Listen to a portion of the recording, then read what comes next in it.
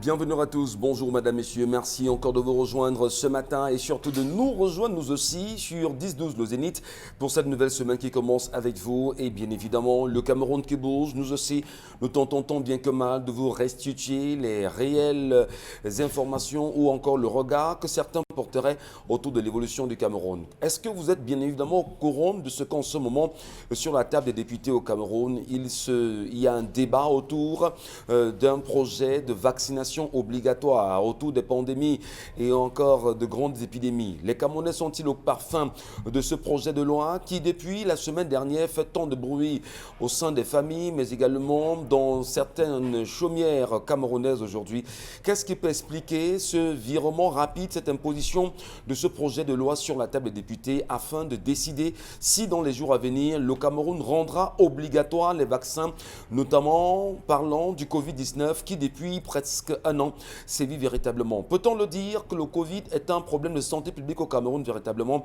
Quelle est bien évidemment votre approche, votre point de vue ce matin? On en parlera dans cette édition de 10-12 le Zénith. Mais n'oubliez pas, le Cameroun célèbre depuis ce week-end la victoire de Francis Ngannou également, qui est devenu champion du monde des poids lourds de l'Ultimate Fighting Championship.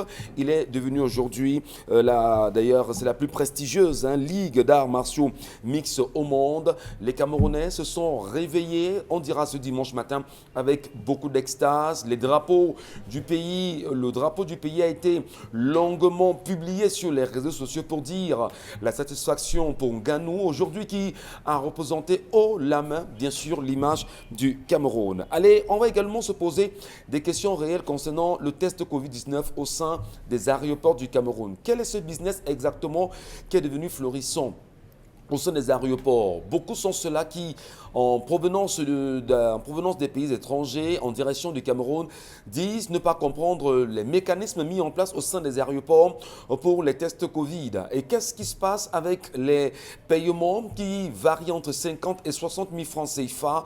Comment comprendre ou encore comment jeter un regard de fiabilité concernant, bien évidemment, ces tests Covid et le business qui accourt dans les aéroports du Cameroun?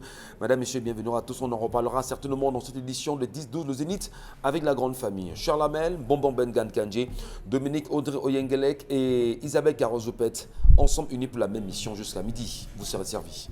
Bonbon Bengan, bonjour et bienvenue. Bonjour M. Ngatou Numba, bonjour à vous chers téléspectateurs. Moi aussi, est-ce que Ngannou, sa victoire, peut faire bouger les lignes avec le gouvernement camerounais? Je ne suis pas sûr, mais bon, laissons le voir. Attendons bien sûr de voir. Et il semble, peut-être le dire, que Ngannou a été célébré déjà par le gouvernement camerounais. Plein de Camerounais compatriotes ont fait leur sortie sur les réseaux sociaux pour féliciter Francis Ngannou, y compris Maurice Kamto, président du MRC, qui lui également, à travers un tweet hier, a rendu un vibrant hommage à Ngannou pour avoir choisi délibérément d'amener très loin l'image du Cameroun à travers cette compétition internationale. Charles Amem Batou, bonjour. Bonjour Monsieur Michel Ngatou, bonjour à tous les téléspectateurs. Au regard des situations en ce moment présentes au Cameroun, Madame, Monsieur, est-ce qu'on peut avoir jusqu'à présent le regard sur ce qu'il en est véritablement de l'affaire Ouazizi? Depuis un petit moment, des tractations vont bon train, plein de Camerounais se posent des réelles questions. Devrait-on en parler ou devrait-on rester muet devant la situation? Toutes les questions restent posées. Merci à vous de continuer à vous interroger. Isabelle Carozopet, bonjour. Bonjour à vous Michel, bonjour à ceux qui regardent ce programme encore ce matin. Et bien sûr, ils sont très nombreux qui regardent le programme ce matin, nombreux également qui sont des chrétiens, catholiques, certainement qui ont appris en fin de semaine dernière que le pape a choisi délibérément de diminuer les salaires des évêques, des cardinaux et même justement des évêques et des cardinaux aujourd'hui de 10% véritablement. Donc à partir du 1er avril 2021, les salaires des cardinaux et des évêques connaîtront bien sûr une diminution à hauteur de 10% décidée par le pape François. Mais qu'est-ce qui fonde cette orientation? Pardon? La quête a baissé, qu'est-ce qu'il y a, je sais bien. Et Vous si savez, les évêques là augmentent la quête ici, alors... avec le Covid, justement, l'Église a connu, on va dire, une chute drastique de ses entrées. Donc, heureux Voilà. les pauvres, soit le royaume de Dieu les lapins. Il faut encore qu'il diminue un peu. Merci beaucoup, Bonbon Bengan. Dominique Audrey, bonjour. Bonjour Michel Gachou, bonjour aux téléspectateurs. Allez, justement, ce matin, nous restons suspendus aux lèvres. Et vous êtes très belle, comme d'habitude. Merci. Bonjour aux téléspectateurs. Ce matin, je vous raconte l'histoire de Muriel. Muriel est âgée de 40 ans. Elle dit que lorsqu'elle a eu 25 ans, elle s'est mariée et de ce mariage sont nés 7 magnifiques enfants. Et malheureusement, il y a 4 ans, elle a dû divorcer de son époux et elle s'est retrouvée seule à élever ses enfants, n'ayant pas d'activité génératrice de revenus et sans emploi. Elle est rentrée dans la maison de son défunt père dans la ville de Yaoundé, où elle s'est installée depuis les 4 années de son divorce avec ses enfants.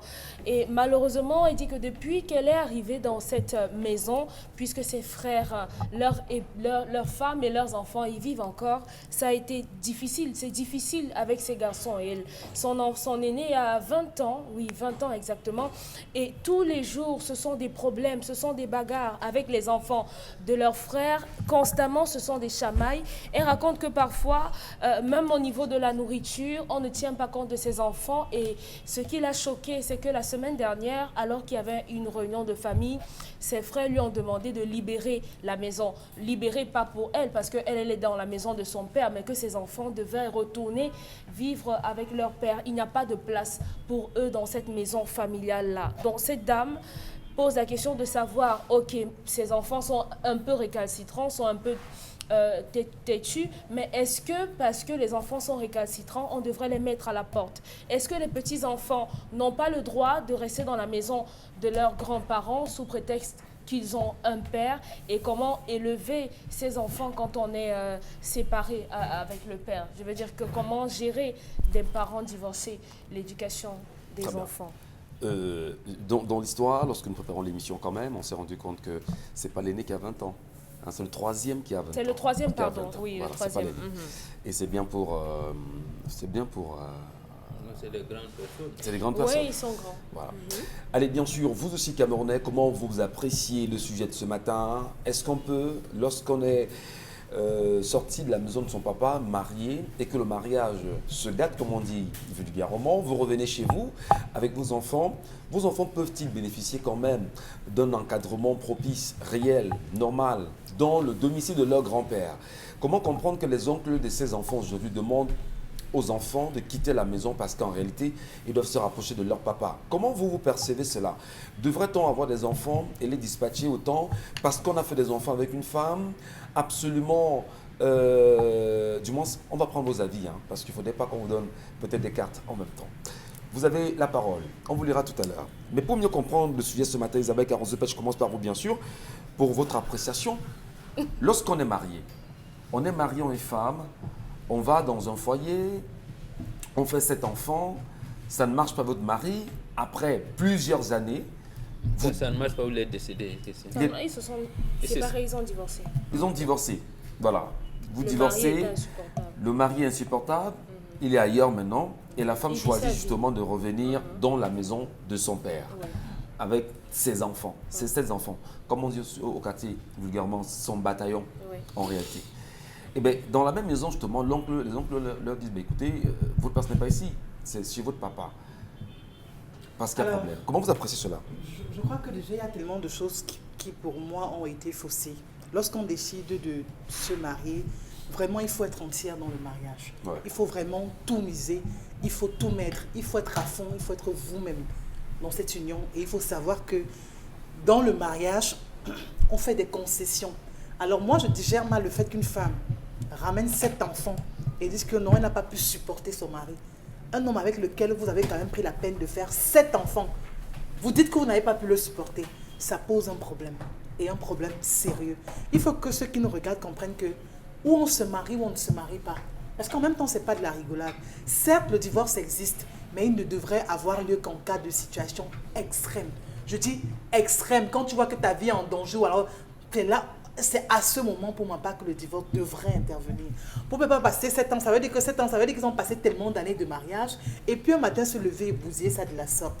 Non, mais après enquête, après enquête, on se rend compte justement que l'homme a choisi justement de mener une double vie. Donc, et la femme justement n'a pas accepté cette situation. Moi je crois que c'est un débat qui pour moi est écartée. dépassé. Parce que dire qu'on va divorcer de son homme parce qu'il a une autre femme, moi je ne conçois pas ça. Divorce, tu ne peux pas. C'est un argument qui est léger. Je ne peux pas aller demander le divorce à mon mari parce qu'il a une autre femme. Ce sont des choses que je n'encourage pas, certes. Mais il faut que les femmes comprennent certaines choses. Si c'est arrivé que votre mari rentraîne avec notre femme, essayez d'en parler avec lui. Essayez vous-même d'abord de vous remettre en question. Qu'est-ce qui n'a pas marché? Pourquoi mon mari a décidé de zapper? Pourquoi il n'est plus resté fort comme sur Equinox? Il faut essayer de se poser ce genre de questions. Ouais. Et maintenant savoir au fond, qu'est-ce qu'il faut que vous changez en vous ou alors dans cette relation-là pour ne pas vous retrouver vraiment à la merci de toutes les intempéries. Parce que moi je crois qu'aujourd'hui, cette femme est justement là. Elle a la belle étoile. C'est de ça qu'il s'agit. Et il ne s'agit pas seulement d'elle, mais de cet enfant, Michel Ngachou. Oui, vous commencez justement, vous balisez le terrain déjà en faisant savoir qu'il faut comprendre ce qui peut être à l'origine d'une éventuelle séparation. Je dis que vraiment, quand on donne un tel argument, vraiment, ça me révolte davantage. Ouais. Dire qu'elle a fait cet enfant avec son mari et elle a laissé tomber parce qu'il a eu une autre femme. Est-ce qu'il a ramené cette femme dans la maison? Non. Il peut avoir une double vie sorcellerie, il peut avoir une double vie franc-maçonnerie. Non, mais on s'en tient à l'histoire. On s'en tient à l'histoire. Elle a dit double vie. On n'a pas précisé, elle a dit double vie. Bon, s'il vous plaît, j'ai compris l'histoire. Elle a dit double vie. D'accord. Évoluons, Isabelle Carole. On ne peut pas évoluer si les deux sont... Double vie. Vraiment, si je m'en tiens à l'histoire dans le sens dont elle parlait, peut-être qu'ils ont une femme. Moi, je dis, s'il faut s'en tenir à ça, je dis, madame, tu ne peux pas quitter ton mari parce que voilà, tu as trouvé qu'il a une autre relation qu'il est en train de mener. Tu peux plutôt multiplier des efforts pour faire en sorte que voilà, que monsieur arrête cette relation et rester en paix dans ton foyer. Du moment où vous avez cette instabilité dans votre foyer, n'allez pas chercher encore plus loin. On dit qu'ils sont en location depuis pas mal d'années quand même. Ils n'ont pas de domicile, à proprement dit. Il y a problème. Où est-ce qu'on va vivre en réalité? Qu'est-ce qu'il faut faire? Parce que... Michel Ngachou, toi et moi, on connaît des personnes qui sont en location, ils ont fait 20 ans, bien sûr. 30 ans, 40 ans. Ils sont sortis de là, ils sont allés chez eux, ils ont construit. Moi, je ne vois pas pourquoi on va mettre une pression. Bon, si elle estime qu'elle a fait, je ne sais pas, 10 ans ou 15 ans en location, qu'est-ce qu'elle a fait elle-même? Parce qu'il y a des femmes qui également vraiment mettent des moyens en jeu, achètent un terrain et disent, chérie, écoute, essayons de nous battre pour construire. Alors, si vous laissez votre mari parce qu'il a eu une autre femme, encore que c'est une relation qui reste dans le doigt, une relation obscure. Elle n'est pas venue dans votre maison, elle ne vous a pas gêné. Je ne vois pas pourquoi vous allez commencer à vous plaindre. Ouais. Autre chose, quand vous prenez ces enfants qui sont déjà majeurs, je crois qu'il y a une éducation qui n'a pas été très bien faite. Parce que à cet âge-là, parce qu'on parle du dernier qui a 20 ans. Non, le troisième. Le troisième qui a 20 ans. Ça veut dire que les autres ont sensiblement dans les 25 ans, 26 ans par là. Alors, voire même plus. C'est-à-dire que s'il est né à 30 ans. À 30 ans, je ne vois pas pourquoi l'aîné doit recommencer à venir discuter le lit pour dormir. À 30 ans, quand même, dans une vie ou encore dans une société qui est peut-être s'être difficile comme on connaît, 23 ans. Au moins il peut se battre. D'accord. Vraiment, il peut faire des efforts dans ce sens-là. Sa place n'est pas chez ses parents, encore moins avec ses enfants. Moi, je dis toujours aux gens, il faut avoir les moyens de votre politique. Quand vous décidez de quitter votre mari parce que vous l'avez trouvé, ou vous a trompé, ou je ne sais pas quoi, vous les ramenez chez vous. Sachez que là-bas, vraiment, l'herbe n'est pas plus verte. Et encore, ça devient même très compliqué parce que les enfants ont l'impression, c'est-à-dire que vos frères ont l'impression que vous venez les encombrer dedans, vous venez avoir un droit de regard sur les biens des grands-parents, vous venez les saturer sur le petit bout de pain qu'ils avaient, doivent commencer à diviser. Bref, l'atmosphère, vraiment, c'est plus la même chose. Très bien. On vous a très bien suivi, mais au-delà quand même, la question est posée ce matin, vous qui êtes, vous, Camerounais, vous qui appartenez, qui avez des sœurs en même temps, qui vont en mariage. Lorsque ça va mal là-bas et qu'elles reviennent à la maison, avec les enfants ou vos neveux et vos nièces en réalité, que devez-vous faire? Renvoyer l'enfant chez leurs parents, garder les enfants en tant qu'oncle de ces enfants-là, et si jamais il y avait un partage de biens à faire, ces enfants peuvent-ils se retrouver dedans ou c'est le problème fondamental qui fait problème aujourd'hui? Mais Dominique Audrey, votre point de vue ce matin, comment vous l'apercevez l'histoire et qu'est-ce qu'il faut faire pour cette femme qu'est-ce que vous lui donnez comme solution? Qu'est-ce que vous lui proposez comme solution? C'est mieux.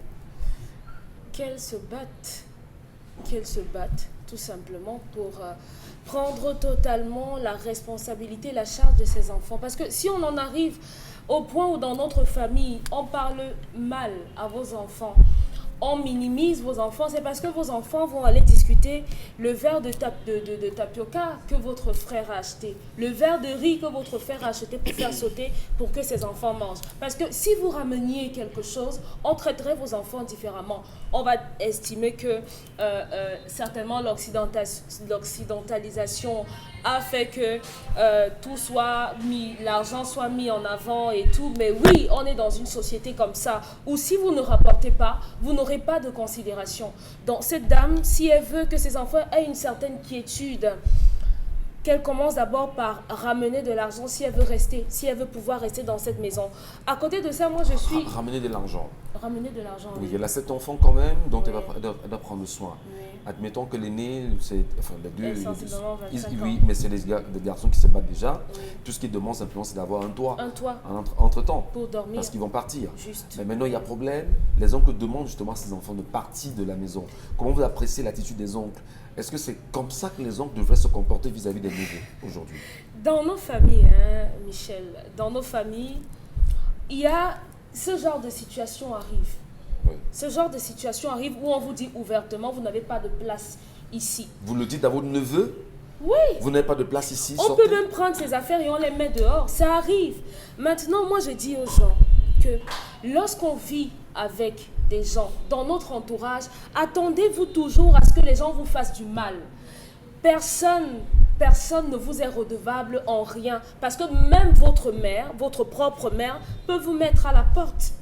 Donc, tout est prévisible. Lorsqu'on vit avec des êtres humains, ce genre de choses peuvent aisément arriver. Maintenant, quand on arrive à transcender ça, on ne va pas prendre cela en cœur. On se prépare simplement. Elle peut demander à ses frères de lui donner un moratoire pour que ses enfants et elle libèrent la maison.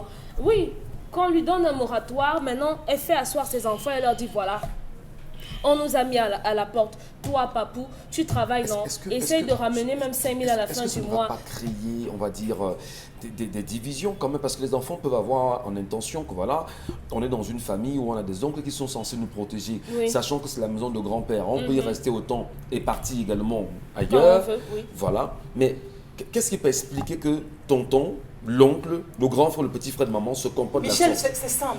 Si déjà les oncles ont un tel comportement vis-à-vis de leurs neveux, il faut tout de suite comprendre qu'ils ont très mal digéré le fait que leur sœur soit rentrée à la maison. Si vos frères, vos sœurs sont d'accord ou alors admettent, sont conscients de la situation que vous avez traversée et vous êtes venus chez eux, ne vous traiteraient pas de la sorte. Si ces oncles ont de telles réactions envers les enfants, c'est parce qu'ils reprochent à leur sœur d'être quittée dans ce foyer pour un prétexte qui ne Elle devrait tenait y pas la rester route. malgré... Parce qu'elle pouvait rester. Si c'est une question elle de vie ou pouvait de mort, qu'est-ce qu'on supporter. fait? Ce n'est pas de ça qu'il Je s'agit. dis C'est une n'importe histoire quoi, de vie je ou pose de la question mort. bêtement. Tout le monde devait être d'accord et les oncles ne seraient pas comportés de la sorte. Mais si les oncles se comportent de la sorte, ça veut dire qu'il n'était pas question d'une histoire de vie ou de mort. Ils n'ont pas été d'accord que leur sœur, après avoir fait 7 ans avec un homme, après être restée dans ce foyer, vient dire aujourd'hui que non, son mari était insupportable. Quand même.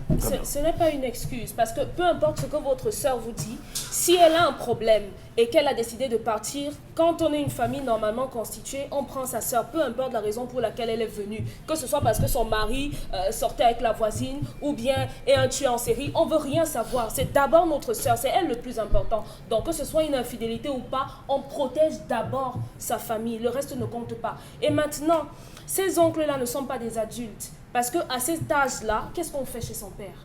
Eux-mêmes, ils font quoi chez leur père? Quoi? Ce ne sont pas des adultes. Donc simplement, et je crois pas, le problème de la dame n'est pas le pourquoi elle est partie de chez son mari. C'est pas ça le problème. Le problème, c'est comment faire avec ses enfants qu'on veut mettre à la porte. Donc elle essaye de rassembler ses enfants, C'est votre qu'elle solution? mette chacun à contribution, Ouais. même si c'est un local de 20 000 francs par mois, ils vont d'abord dormir sur des cartons et après ils vont se reconstruire, qu'elle parte simplement de là. Mais moi j'ai un problème, Charles Membachou, c'est justement, on va dire, la scission qui va exister entre les oncles et les neveux aujourd'hui. Ce sont les biens. Parce que oui, peut-être les discutent, oncles ils ont peur veulent que- encadrer les biens que les parents ont laissés. Alors, mon problème, c'est justement la scission qui va se créer, premièrement. Et pour finir, est-ce que ce n'est pas raisonnable? C'est pas parfois... comment est-ce que vous expliquez certains parents qui disent en réalité que ça ne sert à rien de laisser des biens aux enfants parce que ces enfants vont rester autant se diviser au lieu d'être autant unis sur ces questions-là. Est-ce que fondamentalement, c'est... On vous écoute, Chalamel, vous en riez déjà. On vous écoute. Je ne sais pas pourquoi Dominique Audrey rit. Monsieur Michel, je tiens une corde. Ouais.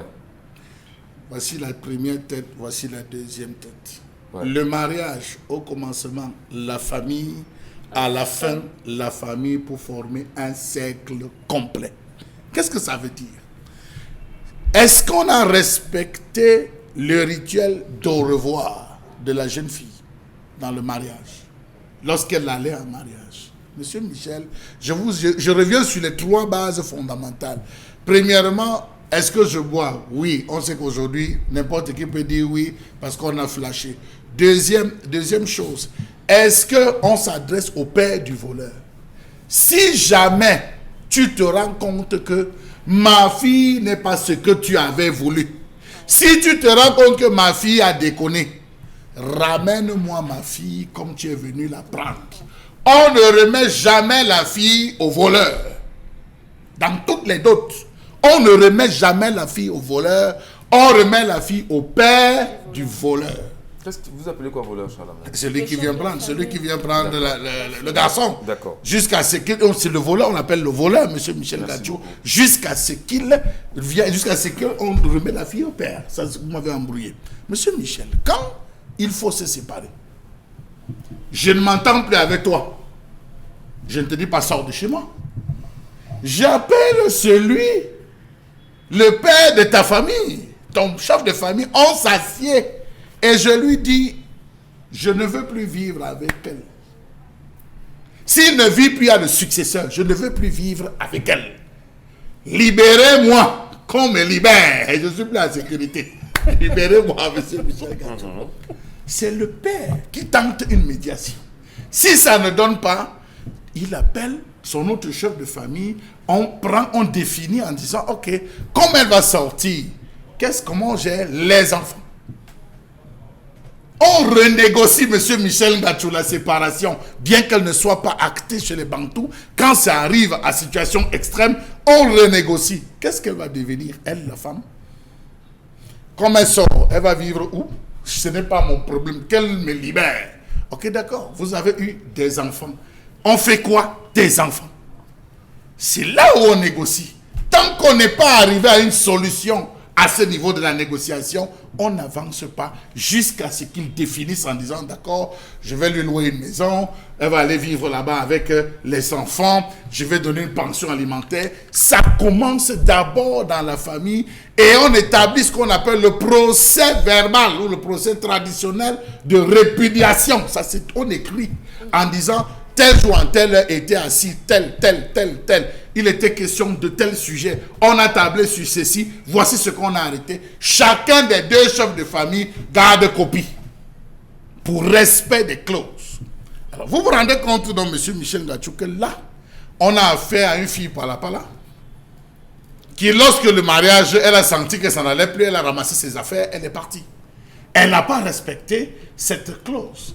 On ne meurt pas chez le Bantou. Dès que tu pars, il y a un successeur. Le principe de substitution, on remplace. Ça ne se perd pas. Et chaque personne a son poids et sa façon d'agir. Donc, à ce niveau, elle a fauté. L'autre point, monsieur Michel Gatchou, elle vit dans une maison. Quel est l'apport des enfants dans cette maison? Est-ce que ces enfants sont à même de désherber la cour? Est-ce que ces enfants sont à même d'apporter leur pierre à l'édifice? La toiture est gâtée. J'achète un contre-plaquet. Est-ce que ces enfants passent le temps à fainéantiser devant la télé? Ah oui, ça compte. Certainement, les oncles ont fait ce Ça compte, monsieur Michel Gatchou. N'oubliez pas que lorsqu'ils arrivent dans le principe occidentalisé, puisqu'on est dans ce rythme, il y a des bouches supplémentaires. Il est rentré quand même avec 7 enfants. Ouais. Ceux qui travaillent achètent-ils les sacs de riz? Se battent-ils ajouter l'huile? Se battent-ils acheter le sel? Où sont-ils? Où se comportent-ils comme des simples touristes dans cette maison qui viennent se pavaner et qui dorment? Ça suppose, monsieur Michel Gatchou, qu'il y a un inconfort. Cette arrivée n'a pas été préparée. Ça suppose que les gars sont allés doubler les chambres. 7 enfants dans une maison peut-être de 4 chambres, on va doubler les chambres. Ça veut dire que les filles dorment avec la grand-mère. sur le lit de leur grand-père. Vous voyez, ça crée un inconfort sans qu'on ne se rende compte, mais c'est encore supportable. D'autres peuvent dormir au salon. C'est long. Moi, je veux demander, lorsqu'on a des neveux, quel que soit justement, on va dire, les manquements que vous exposez ici, comment doit-on se comporter vis-à-vis de ces neveux? Je n'ai pas fini, monsieur Michel Ngachou. Moi, je vous parle sur la base. Non, monsieur Michel, on est en train de parler à ceux qui nous regardent. Restons sur la base. Moi, je prends la base Bantou. Elle a pris la base de la vie sentimentale et tout. Monsieur Michel, les petits-fils sont la propriété de la famille. Ce sont eux qui gardent la famille. C'est ceux sur qui la famille repose. Mais ce n'est pas les gardiens de la concession. D'accord. Ce n'est pas eux qui portent la concession. Donc les oncles ici ont peur non, de nouveaux les gardiens. oncles n'ont pas peur. Pourtant, ils sont déjà des les oncles sont dans leur droit des occidentalisés. Ils sont dans leur droit des occidentalisés. Je dis bien, des droits des occidentalisés de dire ça ne va pas, on ne peut plus supporter. Quelle est cette femme qui va faire 4 ans, parce qu'elle rentre dans la maison familiale, elle fait 4 ans sans travailler, 4 ans sans sortir, qui nourrit ses enfants, qui s'occupe de ses enfants, monsieur Michel Ngachou? Voilà l'autre fainéantise qu'on a apprise, oui, monsieur Michel Ngachou. Parce qu'elle est rentrée là-dessus dans la maison familiale, peut-être il y a 2 ou 3 chambres à louer, on prend les chambres, on se débrouille, ce qu'il y a à manger, vraiment je n'ai plus rien, je m'en fous. Et elle-même s'est peut-être remise en 4 ans avant un gars, un show qui vient rendre visite tous les jours. Mais sinon, non, il faut le dire, elle ne va pas rester comme ça. Il faut dire donc, monsieur Michel, que ça pose un énorme problème. Ses neveux, je pense, et je suis d'avis avec leurs frères, pour rester dans ce contexte, ils doivent libérer la maison parce qu'ils travaillent. Permettez-moi, ils travaillent, ils sont 2 qui travaillent, ils peuvent chercher un local ou commencer par donner un petit commerce à leur maman. Elle commence en disant que, ok, donnez-nous 1 an, 2 ans, 3 ans, nous allons nous assumer. Pour ceux qui ont un peu plus de 25 ans. Oui, ceux qui ont plus de 25 ans. Alors, justement, les gardiens, justement, de la, on va dire, des biens de la famille Mohamed aujourd'hui, est-ce qu'il est évident de laisser des biens aux enfants, sachant qu'entre-temps, ils vont se déchirer par la suite, ou on a quand même des biens où on se dit, ces enfants, ces petits-enfants, et tous ceux qui viendront peuvent en jouir. Comment admettre que ce soit quand même des oncles qui s'écartent de leurs neveux? On peut rassembler, parce qu'on dit très souvent chez nous, Bombok, que l'on peut frapper sur l'enfant en le ramenant dans la maison, mais on ne le frappe pas en lui demandant de sortir de la maison. Comment vous appréciez le comportement des oncles aujourd'hui vis-à-vis des neveux? D'abord, à la suite de Charles Hamel, lorsque le premier enfant va en mariage, fille ou garçon, c'est là où nous commençons notre jugement d'hérédité. Oui. On dit aux garçons, généralement c'est eux qui sont supposés rester dans la concession, si le mariage de vos filles s'égate demain, voici comment vous allez les intégrer. Et généralement, chaque garçon est rattaché à une fille ou chaque fille est rattachée à un garçon. Quand le mariage s'égate, on lui donne la possibilité de se construire une case et d'avoir des champs si elle veut se lancer dans le don, je veux dire dans l'héritage de son papa. Ouais. Là-dedans, chaque fille est rattachée à un garçon. Le mariage s'égate. Maintenant, les enfants sont petits, comme dit Charles Hamel. Est-ce que le mariage s'est gâté parce que vous avez divorcé, parce que le mari est décédé, parce que le mari est entré dans la sorcellerie? Est-ce que ces choses-là se constatent? J'ai d'ailleurs ce problème dans une famille débattue dernièrement. Un bandit, je peux permettre de le dire, est allé doter une fille. Ils ont fait 4 enfants. Il ne l'a pas épousée officiellement. Il est allé prendre une autre avec qui il vit. Elle dit, oui, comme on ne rembourse pas la dot, j'ai renvoyé le gars là chez le chef bâtier, en lui disant, et il s'est constaté ça. Dans ce mariage, vous ne le rompez pas là-bas, monsieur le chef, moi j'ai l'autorité de le rompre ici à Douala.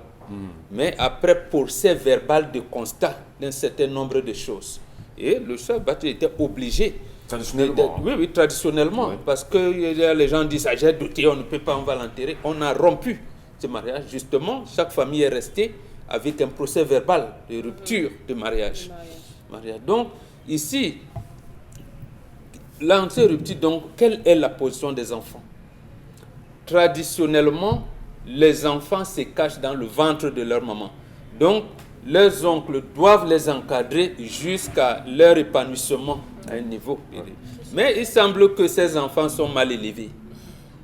Ils ont une éducation Pour le cas de la approximative. dame. Oui, pour le cas de la dame. Oui. Ils ont une éducation approximative. À ce moment, on les blâme. On est à les blâmer, à les encadrer parce que ils vont porter, ils portent déjà la descendance de leur papa, de leur grand-papa.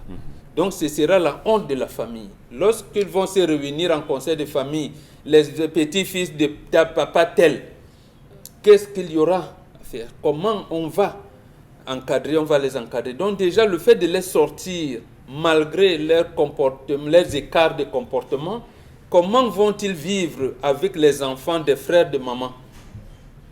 Voilà le problème. Donc, il ne faut pas chaque fois qu'il y ait des bisbilles. C'est en Occident qu'il y a les caisses sociales ou de l'assurance, de sécurité sociale et tout, parce que justement, eux n'ont pas la notion de la famille.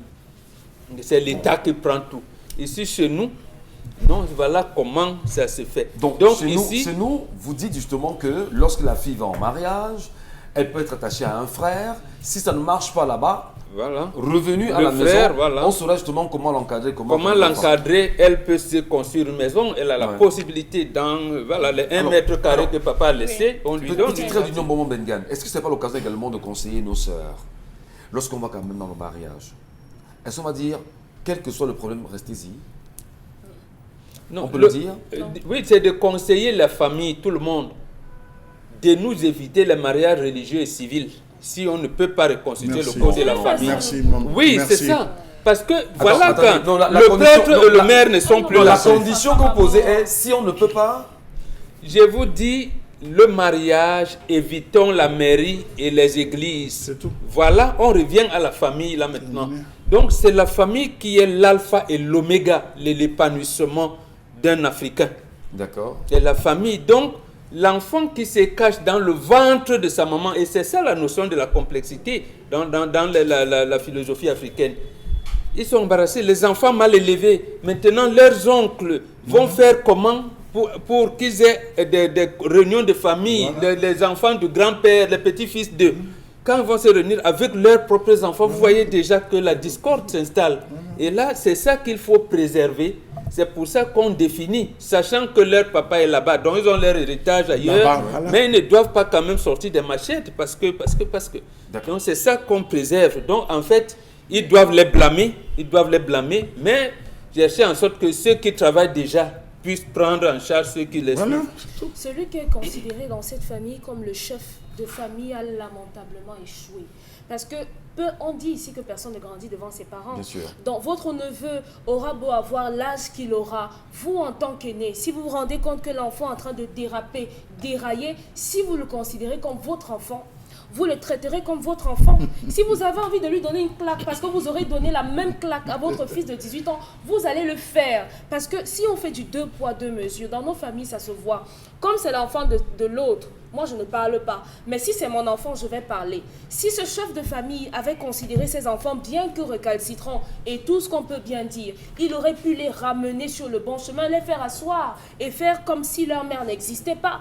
Donc le chef de famille ici, ou du moins celui qui il ne peut pas. représente le Il père, doit savoir qu'ils ont leur père. Non, il ne peut pas faire comme si leur maman n'existait pas. On ne parle Ils pas ont de leur leur père. père. Non, on parle. Si, on doit Si parler. leur père était là, c'est que cette femme n'aurait pas les problèmes. Il n'y a qu'elle pas a de aujourd'hui. si. Chaque enfant a Ah, un son statut, père. même si son père est mort. Il a. Il a un statut justement chez nous. Moi, On ne je fait fais pas abstraction semblant de... ça. Non, c'est Si pas ça. la mère de l'enfant des enfants n'a pas parlé de leur père, donc je considère que le père n'existe pas. Elle parle de ses frères. Non, elle est Oui, occidentalisée. Elle les a pas fait seules. Ils vont Ils doivent rentrer chez leur Ah, père. des Je oncles dis qui bien. cherchent. Non. Aujourd'hui, les Il oncles a ses savent biens. C'est la notion Il a de responsabilité. il a ses biens. Les C'est enfants super. ont leur bien dans la concession de leur C'est père. pas une question Qu'ils de repartent. bien. Non. C'est pas une Il faut question dire. de bien Vous savez, ici. monsieur Michel Gachou, quand les enfants arrivent, pour un peu qu'un oncle l'équilibre. gonde, l'enfant se replie dans la chambre, il dit à sa mère que tu vois, tel, il a parlé comme ça. Et chaque fois, j'ai remarqué, il parle comme ça à tel. Ça ne passe pas. Moi, je ne veux pas accepter les choses comme ça. C'est ton frère là-bas, il faut lui dire. La mère, lorsqu'on veut recorriger l'enfant, la mère sort, waouh, comme la lionne. Elle veut reposer, elle veut reproduire le même schéma qu'elle a fait chez son mari, on l'a mis dehors. Conséquence, les enfants se liguent. Les enfants se liguent. Oui, les enfants se liguent. Ça donne lieu à des bagarres. Vous n'êtes pas sérieux là, quand même. Il faut réfléchir mille et une fois avant d'agir, avant de poser un acte. Et lorsqu'on est marié, on ne vit plus pour soi. On vit pour soi et pour les enfants. Donc avant de prendre une quelconque décision, il ne faut pas qu'on s'arrête seulement sur les sentiments. Absolument. Qu'on pense également aux conséquences graves. Ravager le fossé. C'est-à-dire que le ravin, le trou, il est énorme. Il y a 7 enfants qui sont derrière vous. Il y a vous-même là-dessus. Il y a votre mari et tout ça. Vous faites voler son éclat un matin. Le frère qui... On définit le statut. Chalamel a insisté dessus. Quel est le statut des enfants? Et puis ces enfants qui arrivent dans la maison ont une toute autre éducation. Et puis la maman qui dira non, il ne faut pas laver la vaisselle. Tu n'es pas le seul enfant dans la maison. Si, il ne faut pas faire ceci, il ne faut pas faire cela. Les enfants qui ont des comportements qui ne sont pas toujours toutefois tolérés par les hommes. Parce que c'est ça, c'est un problème d'éducation. Et si vous voyez les enfants, si vous voyez les hommes, si vous permettez, non, si vous voyez les hommes se comporter de la sorte, ça veut dire que les enfants pêchent dans leur éducation. Dans leur éducation. Parce que le matin, l'enfant va traîner au lit, attendre que son mère vienne agiter le pain pour qu'il vienne commencer à dire non, je crois qu'il y a un sérieux problème d'éducation. Et si vous ne pouvez pas vivre avec les gens, l'idéal c'est d'avoir les moyens de votre politique. Donc quand vous décidez de laisser tomber un homme, permettez, quand vous décidez de laisser tomber un homme, sachez déjà l'abri que vous allez avoir. Sinon, conformez-vous. Donc quand un enfant est mal élevé, est mal sur le mauvais chemin, au lieu de le corriger, on le chasse. On a vu ça dans les Et si la mère s'oppose, on a vu des gens qui ont voulu taper l'enfant, la mère sort pour dire comment l'enfant, tu ne le tapes pas. On tape la mère et l'enfant. Merci beaucoup, Dominique Audrey, qui vous arrache du sourire ce matin. Quelle est bien sûr votre appréciation, votre commentaire, vos idées autour de l'histoire de ce matin, madame, monsieur? On vous lira dans un moment, juste après. On prend l'histoire, je veux dire, la colère de Charles Abel.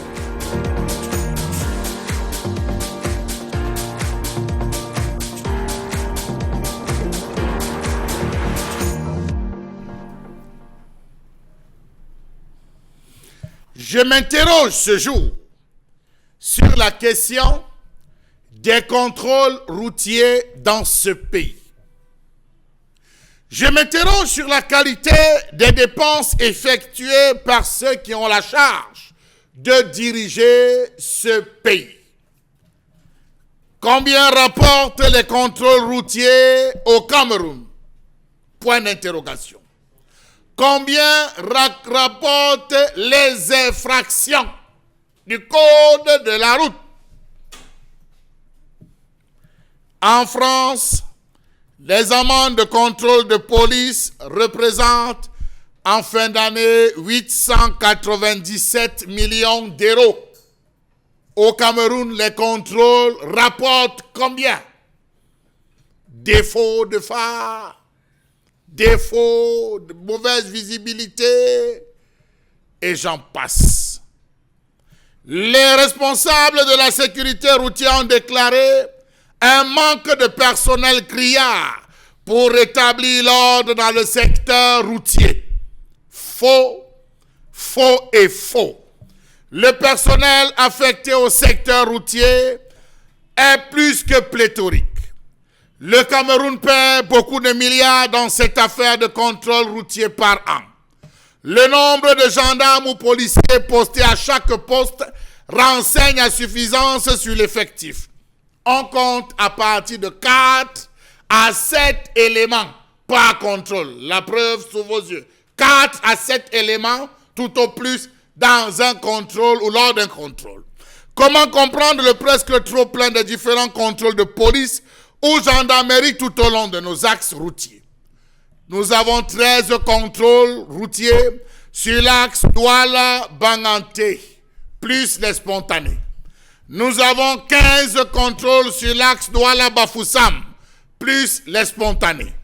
Sur le corridor entre Douala et N'Djamena, long de 2977 km, l'on a recensé 103 postes de contrôle jusqu'à la frontière tchadienne, incluant la police, la gendarmerie, les douanes, les services de protection de la faune et j'en passe.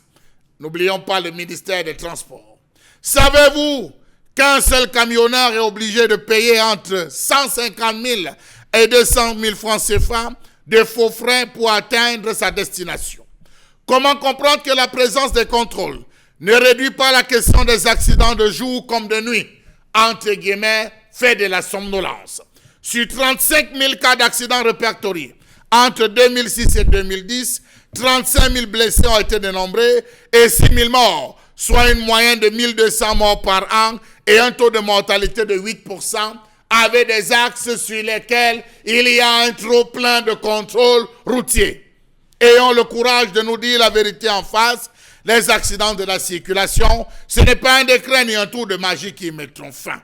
Le touriste qui émet le vœu de parcourir les axes de Douala-Yaoundé ou Douala-Banganté, Douala-Bafoussam, sera surpris par la pléthore de postes de contrôle de police.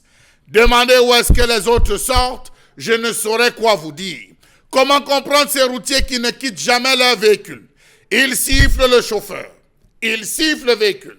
Le chauffeur descend, vient à eux, verse la tontine et c'est bon. Savez-vous que sur une distance de moins de 30 km à l'Est Cameroun, on compte 8 postes de contrôle de différentes sectorielles? Savez-vous qu'on a enregistré 32 postes de contrôle entre Maroua et Yaoundé? Non seulement les éléments déployés sur la voie publique ne font pas leur travail attendu, mais ils s'engraissent à leur propre compte sans crainte du fait que ce sont des poches de corruption, d'arnaque et de trafic d'influence de toutes sortes. Comment comprendre que chaque village qui a une brigade de gendarmerie ou un poste de police veut dire contrôle obligatoire et spontané? A-t-on besoin de cela? Comment comprendre que les contrôles soient opérés sur pièce dans ce pays? Comment comprendre que tous les véhicules de transport aient l'entière obligation de s'arrêter au contrôle lorsqu'elles ne sont même pas interpellées? Lorsqu'elles arrivent, il y a telle barrière, elles serrent. Les véhicules, les voitures des agents serrent, le chauffeur descend, va saluer dans un permis dans un dossier du véhicule bien préparé, on ouvre, on a le temps de retirer, on referme et basta. Savez-vous qu'à ce contrôle, il y a tout? Les moniteurs d'auto-école, les représentants des magistrats, les juges, les maîtres d'arts martiaux, les agents de mairie pour la fourrière, bref, ces hommes en tenue font tout, car ils ont tout appris dans leur formation. Savez-vous que les postes de contrôle installés sur les différents axes routiers sont devenus des lieux par excellence où se pratique la corruption à ciel ouvert? Tout le monde est roi et trésorier à son poste. Police et gendarmerie nationale, éléments de la douane, agents du ministère des Transports et ceux du ministère des Forêts et de la Faune. Comment comprendre qu'il n'existe plus dans ce pays le bureau des amendes? On paye les amendes où? Au Cameroun, c'est en route. C'est dans la poche du Mbéré. C'est là le bureau des amendes. C'est même bien congelé. Il y a une climatisation pour recevoir ces différents billets et sans reçu. Comment comprendre que la notion de procès verbal d'infraction a disparu au Cameroun? Comment comprendre que le procès d'amende n'existe plus? Comment comprendre qu'il n'existe pas de ligne budgétaire pour les infractions de la route? Voilà les impôts de ce pays qui sont gracieusement offerts aux hommes en tenue. Combien de personnes émargent sur la route? Au Cameroun, prendre les pièces veut dire argent. Prendre le dossier veut dire argent. Les policiers et gendarmes détournent l'argent de nos impôts, l'argent qui devrait aller dans les caisses. Où va cet argent versé sans reçu entre les mains des agents de contrôle? L'ignorance a fait en sorte qu'on confond tout dans ce pays. Mélange de genres, convocation liée à un délit et procès verbal pour démonter le délit. Combien de véhicules sont placés en fourrière? Tous ces véhicules interpellés, combien sont placés en fourrière? Aucun. Les contrôles routiers sont une grosse arnaque qui ne servent qu'à enregistrer les acteurs sur le terrain, qu'à enrichir les acteurs sur le terrain. Pendant ce temps, les caisses sont vides. À nos amis parlementaires, posez la question. Quelle est la ligne budgétaire sur laquelle reposent les infractions de la route? Quand on vous attrape, vous n'avez pas de phare. L'amende, c'est combien? Vous payez où? Excès de vitesse, vous payez où? Défaut de pare-choc ou pare-brise endommagé, vous réglez où? Absence d'essuie-glace et j'en passe, vous réglez où? Et ça part où? L'ensemble des questions posées bien sûr par Charles Membatou ce matin nécessiterait absolument avoir des réponses. Mais au-delà de tout ce qu'il a posé comme question, l'une a semblé, on va dire, retenir mon attention, je le dis, mon entre guillemets. Comment peut-on accepter qu'au Cameroun, que les contrôles se fassent encore sous pièce en 2021? J'aurais bien voulu penser à la digitalisation de ces pièces aujourd'hui, Charles Amel. C'est très important, mais vraiment. Bon, Bengan Kandji, la question des contrôles routiers au Cameroun, c'est un vieux débat. On continue d'en parler. Et aujourd'hui, à l'ensemble des questions posées par Charles Amel aujourd'hui, l'État du Cameroun peut-il véritablement, à travers son gouvernement, se dire qu'on s'y reconnaît, il s'y retrouve? Oui, le problème qui se passe, c'est que nous avons pris l'habitude dans notre pays de piétiner les textes et de faire prévaloir les pratiques. Je pense que c'était vers la fin de nos mandats, l'ancien délégué général à la Sécurité nationale, Pierre Melo-Medio, avait rétabli ce que Charles Amel énonçait là tout à l'heure, le prix des infractions routières, oui. Défaut de pare-brise, ainsi de suite. Et il y avait bien catégorisé. Et le problème, c'est il était question, dans la note qui rétablissait ça, que si vous êtes reconnu coupable, interpellé d'une de ces infractions, on vous délivre, vous allez payer au trésor, que ce n'est pas en route. Mais je pense que ça n'a pas duré un mois. Ça n'a pas duré un mois. Donc, en fait, vous n'avez pas de plupart qui viennent, vous n'avez pas à vous rentrer. Ce n'est pas aux policiers, aux gendarmes en route que vous payez. Je pense que c'est ce que Charles Amel dénonce. Il faut aller au trésor, la perception, dans les bureaux de trésor, il y en a partout dans le pays. Vous payez et à ce moment, vous venez avec le reçu. Parce que quand vous êtes capable d'une infraction, on fait un PV, on vous remet. Par exemple, on a retiré telle pièce, c'est quand vous aurez payé. Donc, dans tous les prochains contrôles, les prochains contrôles, on saura qu'on vous a contrôlé et on a noté des infractions telles que c'est énuméré et le prix de ces infractions-là sont également régistrés. Vous terminez le voyage, vous allez payer. Quand on vous remet donc la quittance de paiement, vous revenez et vous vous conformez justement aux infractions relevées, vous les réparez, vous venez maintenant retirer la pièce qui a été confisquée. Mais comment vous appréciez bien sûr le fait qu'aujourd'hui, qu'il y ait des Camerounais qui très souvent sur les axes routiers peuvent se retrouver dans les infractions et maintenant on leur impose bien sûr un paiement, eh bien on ne leur donne même pas la capacité ou l'autorisation d'aller payer, on va dire dans les brigades ou dans les commissariats et que ça se fasse sur place. Comment vous appréciez ce comportement? Ces postes de payage ambulants, c'est ça la pratique que nous avons instituée. Et c'est ça que nous sommes d'ailleurs à l'aise à nous conformer à ces pratiques qui sont contre la loi et les textes réglementaires de la République.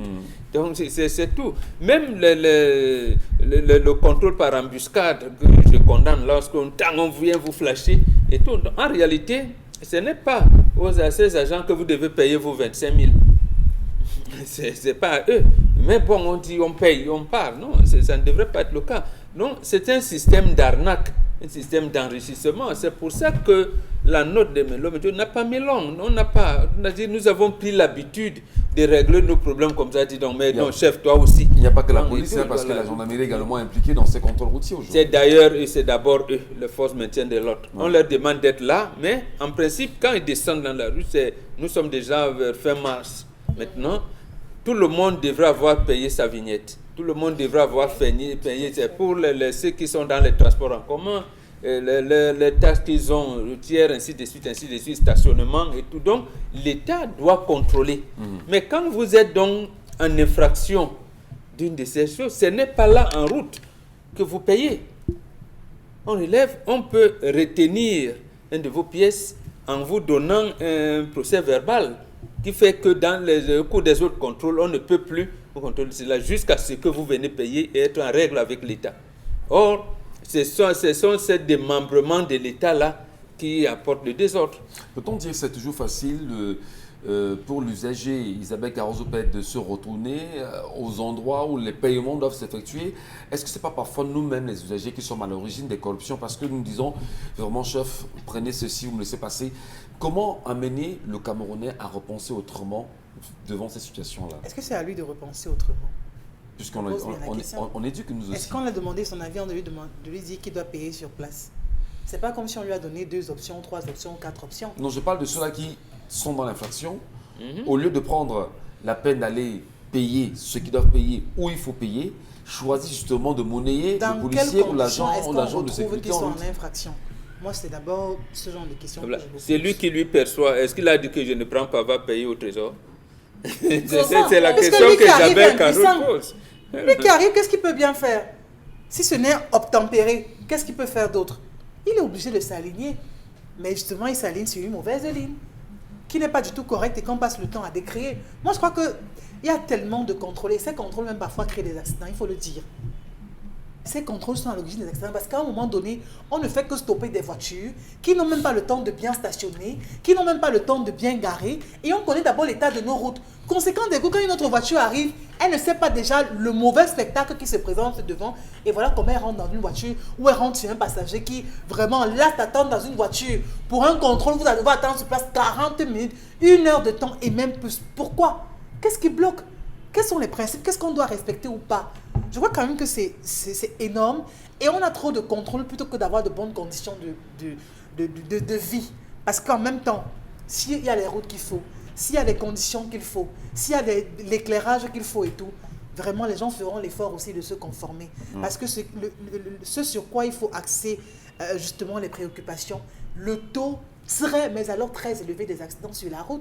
Ils sont là pour faire des contrôles. Mais autant il y a tellement de points de contrôle, autant également il faut qu'il y ait aussi beaucoup d'investissements pour réhabiliter ces voies. Mais il y a quand même une plainte, comme quoi le personnel est très peu nombreux, l'effectif est réduit. On voit encore plus de personnes. Bon. Il y a combien de pourcents de Douala Mbanga? Le corridor. Douala Mbanga seulement, il y a combien? Ils disent qu'ils sont en manque d'effectifs. Et qui servent à quoi? Et à un moment donné, est-ce qu'on est même là pour regarder vraiment ce qu'il faut? Puisque dès que le véhicule s'arrête, vous voyez le chauffeur descendre et faire juste un geste. Honnêtement, qu'est-ce qu'il a vérifié? Qu'est-ce qu'il a constaté? Vous êtes en infraction à quel niveau? À partir de quoi? Et on vous laisse partir, c'est grave.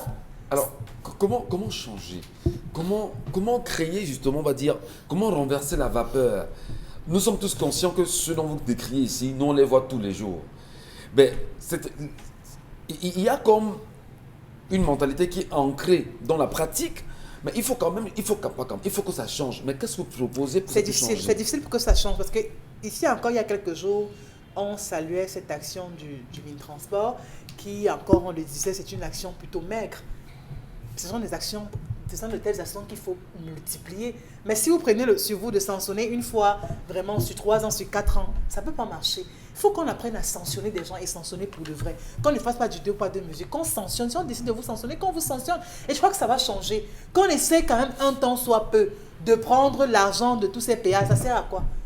Pourquoi est-ce qu'on ne peut pas avoir le minimum sur nos routes? Minimum. Une question a été posée par Charles Amès de savoir, est-ce qu'on rend au moins compte aux Camerounais de ce que ça a généré sur l'année? Là, vous êtes allé trop loin. Demandez d'abord si l'argent arrive à bon escient, c'est-à-dire à la bonne caisse.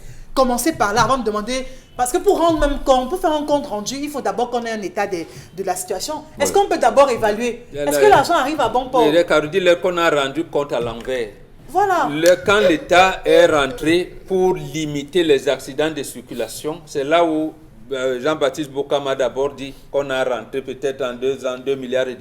Et son successeur, Galax Toga, a dit dernièrement qu'en 3 ans, on a déjà engrangé 4,5 milliards.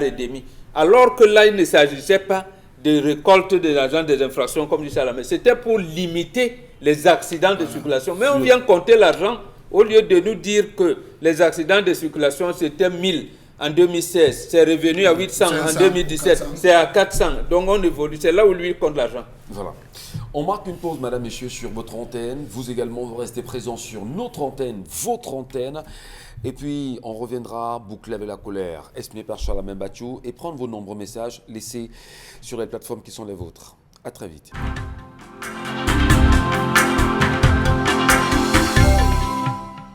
Bon retour, mesdames et messieurs. Attention, vous êtes sur Equinox, comme c'est le cas de lundi À vendredi avec 10 le Zénith, nous tentons bien sûr de mieux comprendre des situations qui se trouvent ou encore qui sont autour du Cameroun aujourd'hui.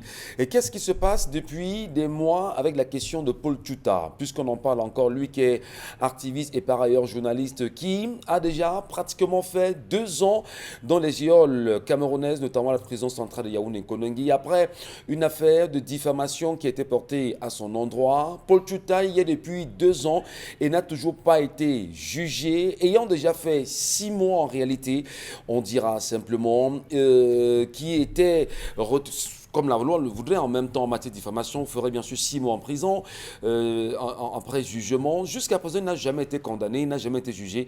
Il est déjà à 2 ans dans cette prison. On a quand même assisté à un spectacle, on va dire, particulier le week-end sur les réseaux sociaux et des sorties spectaculaires qui ont laissé comprendre en réalité que ces derniers se seraient investis dans des attitudes inacceptables. Et on s'est posé nous aussi la question de savoir comment peut-on, en mondovision, devant les Africains, dont on dit justement les défendre, mentir autant. La question justement a été posée et quelques-uns des acteurs de la presse ont dit leur indignation face aux mensonges grossiers de Madame X sur une antenne. Et bien jusqu'à présent on se dit encore, pourquoi l'État du Cameroun, pourquoi ceux-là qui hier étaient derrière Paul Tuta sont mieux aujourd'hui et ne font rien pour absolument aider ce Camerounais, cet activiste à sortir de la prison? Pourquoi broyer un Camerounais qui a choisi simplement de se mettre sur le chemin de la vérité et surtout de rendre compte de ce qu'il faut rendre compte pour un changement dans les mentalités dans la société aujourd'hui? N'oubliez pas, madame, messieurs, on en parlera dans cette édition. Parlons bien sûr de la question concernant la voie, les compteurs routiers de Dominique Audrey. Vous avez quand même vous aussi une expérience, non? Vous les voyez tous les jours. Oui, tous les jours. Qu'est-ce qu'on peut faire concrètement pour que ça change, à la fois pour le Cameroun, mais surtout qu'on rende compte véritablement? Il faudrait simplement, je crois que si on appliquait simplement les règlements CEMAC, avec les différents articles, si je ne me trompe, la CEMAC a un code de la route établi. Si on respectait simplement ça, on n'aurait pas de problème. Rendez-vous compte que à l'article 132 de ce code-là, on parle des cas d'immobilisation. Combien de fois dans la rue, on a vu des voitures émettant certains gaz, émettant certaines fumées, faisant un bruit bizarre, passer devant des contrôles routiers? Ce genre de véhicule ne devrait pas circuler. On doit immobiliser ce genre de véhicule. Les contrôles routiers, c'est pour dire que les contrôles routiers, à la base, ont un rôle d'éducation des conducteurs, d'éducation de la population. On forme les citoyens à comment fonctionner en ville. Ce n'est pas tant que ça une sorte de répression, mais le fait de savoir que vous allez arriver à un endroit où on va vous demander votre carte grise, on va vous demander votre permis, ou bien l'assurance de votre véhicule fait que vous allez vous mettre en règle pour pouvoir fonctionner dans la société. C'est ça la base même, l'essence même du contrôle routier. Lorsque vous allez Il y a la pharmacie, les stenters, plein de choses. Lorsque vous allez à Bomono, par exemple, j'aime bien le coin. Lorsque vous allez, par exemple, là-bas, ils sont quasiment 15 à cet endroit-là, à Bomono-Bambenge. Oui, c'est comme ça qu'on dit, ils sont là-bas. 15. Oui, quasiment. Pour ceux qui montent et ceux qui descendent. Il y a une... 7,5 ou 8. Voilà, par exemple, pour contrôler les voitures. Vous êtes dans une voiture, la voiture, hein. C'est la catastrophe. Une voiture genre bizarre. Il n'y a pas de lumière, il n'y a pas de phare, il n'y a pas d'extincteur, il n'y a rien du tout. Les LED, on met 2 petits LED. Oui, dans cette voiture-là. Mais vous allez voir le chauffeur, pour ceux qui descendent, hein, il va descendre, il va prendre l'argent dans sa boîte à caisse et il va aller, il donne. Le contrôle routier, le contrôleur 200, routier... 300, précisez bien. 200. 300. De francs CFA. De francs CFA. Parfois on va à 500. Oui, on voit 500. Hein. Il y a 500. 500, mais ça c'est le dépend du maximum. calibre de la Bien voiture. sûr. Oui, selon la voiture. Il y a des 1000 francs. Oui, il y a les 1000 francs même. Ah non, ça c'est les routiers. Les camionneurs. Non, les Ça, c'est la routiers, voiture, voilà, les les routiers petits, prennent les 1000 pick-up. francs. Les autres qui sont là, Ah, c'est 500. donc ça varie en fonction des voitures. va. Hein. Et du genre de contrôle. Ah, d'accord. Ok. Le contrôle, voilà. Donc, vous allez le voir, il va descendre, il va donner l'argent et il vient vous continuer votre périple comme si de rien n'était. Et après, si vous revenez un peu plus tôt, vous revenez sensiblement vers midi comme ça, vous allez voir que votre voiture va passer simplement. Nous, dans la voiture, on Non, s'est non, dit, mais vous ne il vous était arrêtez là. pas. Oui, Il était j'étais là. déjà là, on Il me fait le connaît. signe, il était là. J'étais déjà là. En fait, c'est une sorte de tontine. Avant de commencer, ça se voit également à Dizangue là-bas, lorsque les motos-taxis sortent du coin où on fabrique l'huile là-bas, lorsqu'ils sortent de là, ils donnent 1000 francs par jour pour pouvoir entrer et sortir dans la localité. Donc vous ne donnez pas, c'est Par justement groupe, vous le c'est problème. 1000 francs par C'est groupe. 1000 francs. Donc dès qu'il y a changement, Voilà. vous avez un nouveau 1000 francs à donner. Donc, autour de 14h, Il y a 15h, un autre groupe arrive. Voilà. Vous devez donner encore 1000 francs. 1000 Donc francs. c'est 2000 jours. Par exemple, hein. Vous travaillez en plein temps. Mais ça veut dire c'est toute une mafia, c'est toute une organisation. Et l'État est au courant de cela. Mais c'est les Mais représentants c'est de l'État, incroyable. non? C'est les gendarmes, les policiers. Est-ce qu'on a recruté quelqu'un de... Le contrôle routier, lorsque vous tombez sur la police municipale, la gendarmerie ou n'importe qui, il doit contrôler que votre voiture est en état. Votre visite technique, les voitures qu'on prend pour là, bon, non, il n'y a pas ça. On ne regarde pas ça. On doit regarder vos phares. On doit tout regarder sur la voiture. Mais rien n'est fait.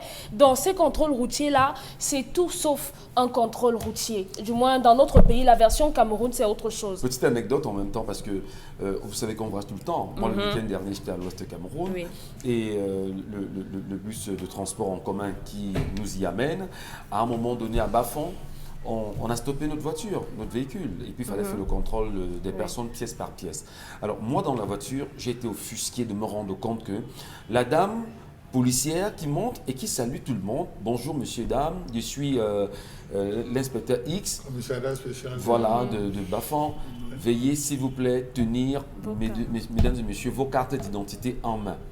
Alors, j'ai été choqué de me rendre compte que ce sont les passagers qui insultent la policière et demandent au chauffeur de sortir, s'occuper de la policière pour qu'elle ne rentre pas dans la voiture. Oui. Non, sincèrement. Et il faut le dire à un moment donné. C'est une pratique camerounaise qu'il faut dénoncer. Mais est-ce que ce n'est pas justement le Camerounais qui se plaint aujourd'hui de ce que Paul Biya a monté? Paul Biya est descendu. Paul Biya n'a rien fait. Paul Biya ne fait pas ça, Paul Biya ne fait pas ça. Sur ce cas-là précisément, est-ce que le Camerounais pense lui-même à son avenir en se comportant de la sorte? On vous dira qu'on est déjà habitué. Tellement on nous a fait parce ça que Paul que Biya nous a c'est comme habitués ça. que chaque fois qu'on disait qu'un fonctionnaire a bien travaillé, on le dégommait. punit. Oui. Oui. Voilà, là où je vous ai dit tout à l'heure qu'on a piétiné les textes, on a fait prévaloir nos pratiques.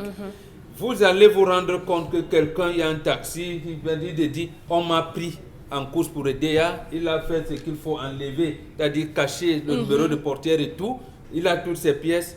On va dire, bon, comme on ne peut pas, il dit, trop de fantaisie sur la pare-brise, parce qu'il y avait quelque part où c'était marqué Eto, Pichichi. Donc quand Eto était encore au Real, une vieille photo d'Eto quand il était au Barça, Eto le Pichichi. Donc, trop de fantaisie sur la pare-brise. Infraction. Donc toi-même tu t'es dit que voilà. Donc, alors, il y a quand même lieu, Charlemagne, de faire quelque chose. On sait que le mal est profond.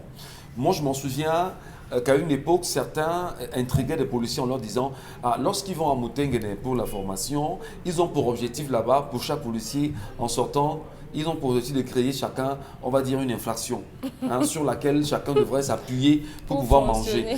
Est-ce que ce n'est pas ça qui salit littéralement l'image à la fois de la police camerounaise aujourd'hui et même de la gendarmerie, puisqu'elle n'est pas éloignée? Qu'est-ce qu'on peut faire pour changer ce paradigme à la fois dans ces corps et amener les Camerounais à être un peu plus civilisés vis-à-vis des infractions? Je vous ai dit, monsieur Michel Ngachou, qu'en France, les contrôles routiers rapportent 897 millions d'euros l'an.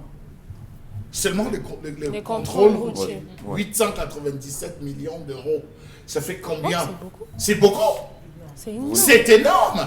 À quoi servent nos députés? Ils ne servent à rien. Je vous le dis, monsieur Michel Ngachou. Ils ne servent à rien, sinon voter des lois maladroites parce qu'ils devaient s'arrêter là.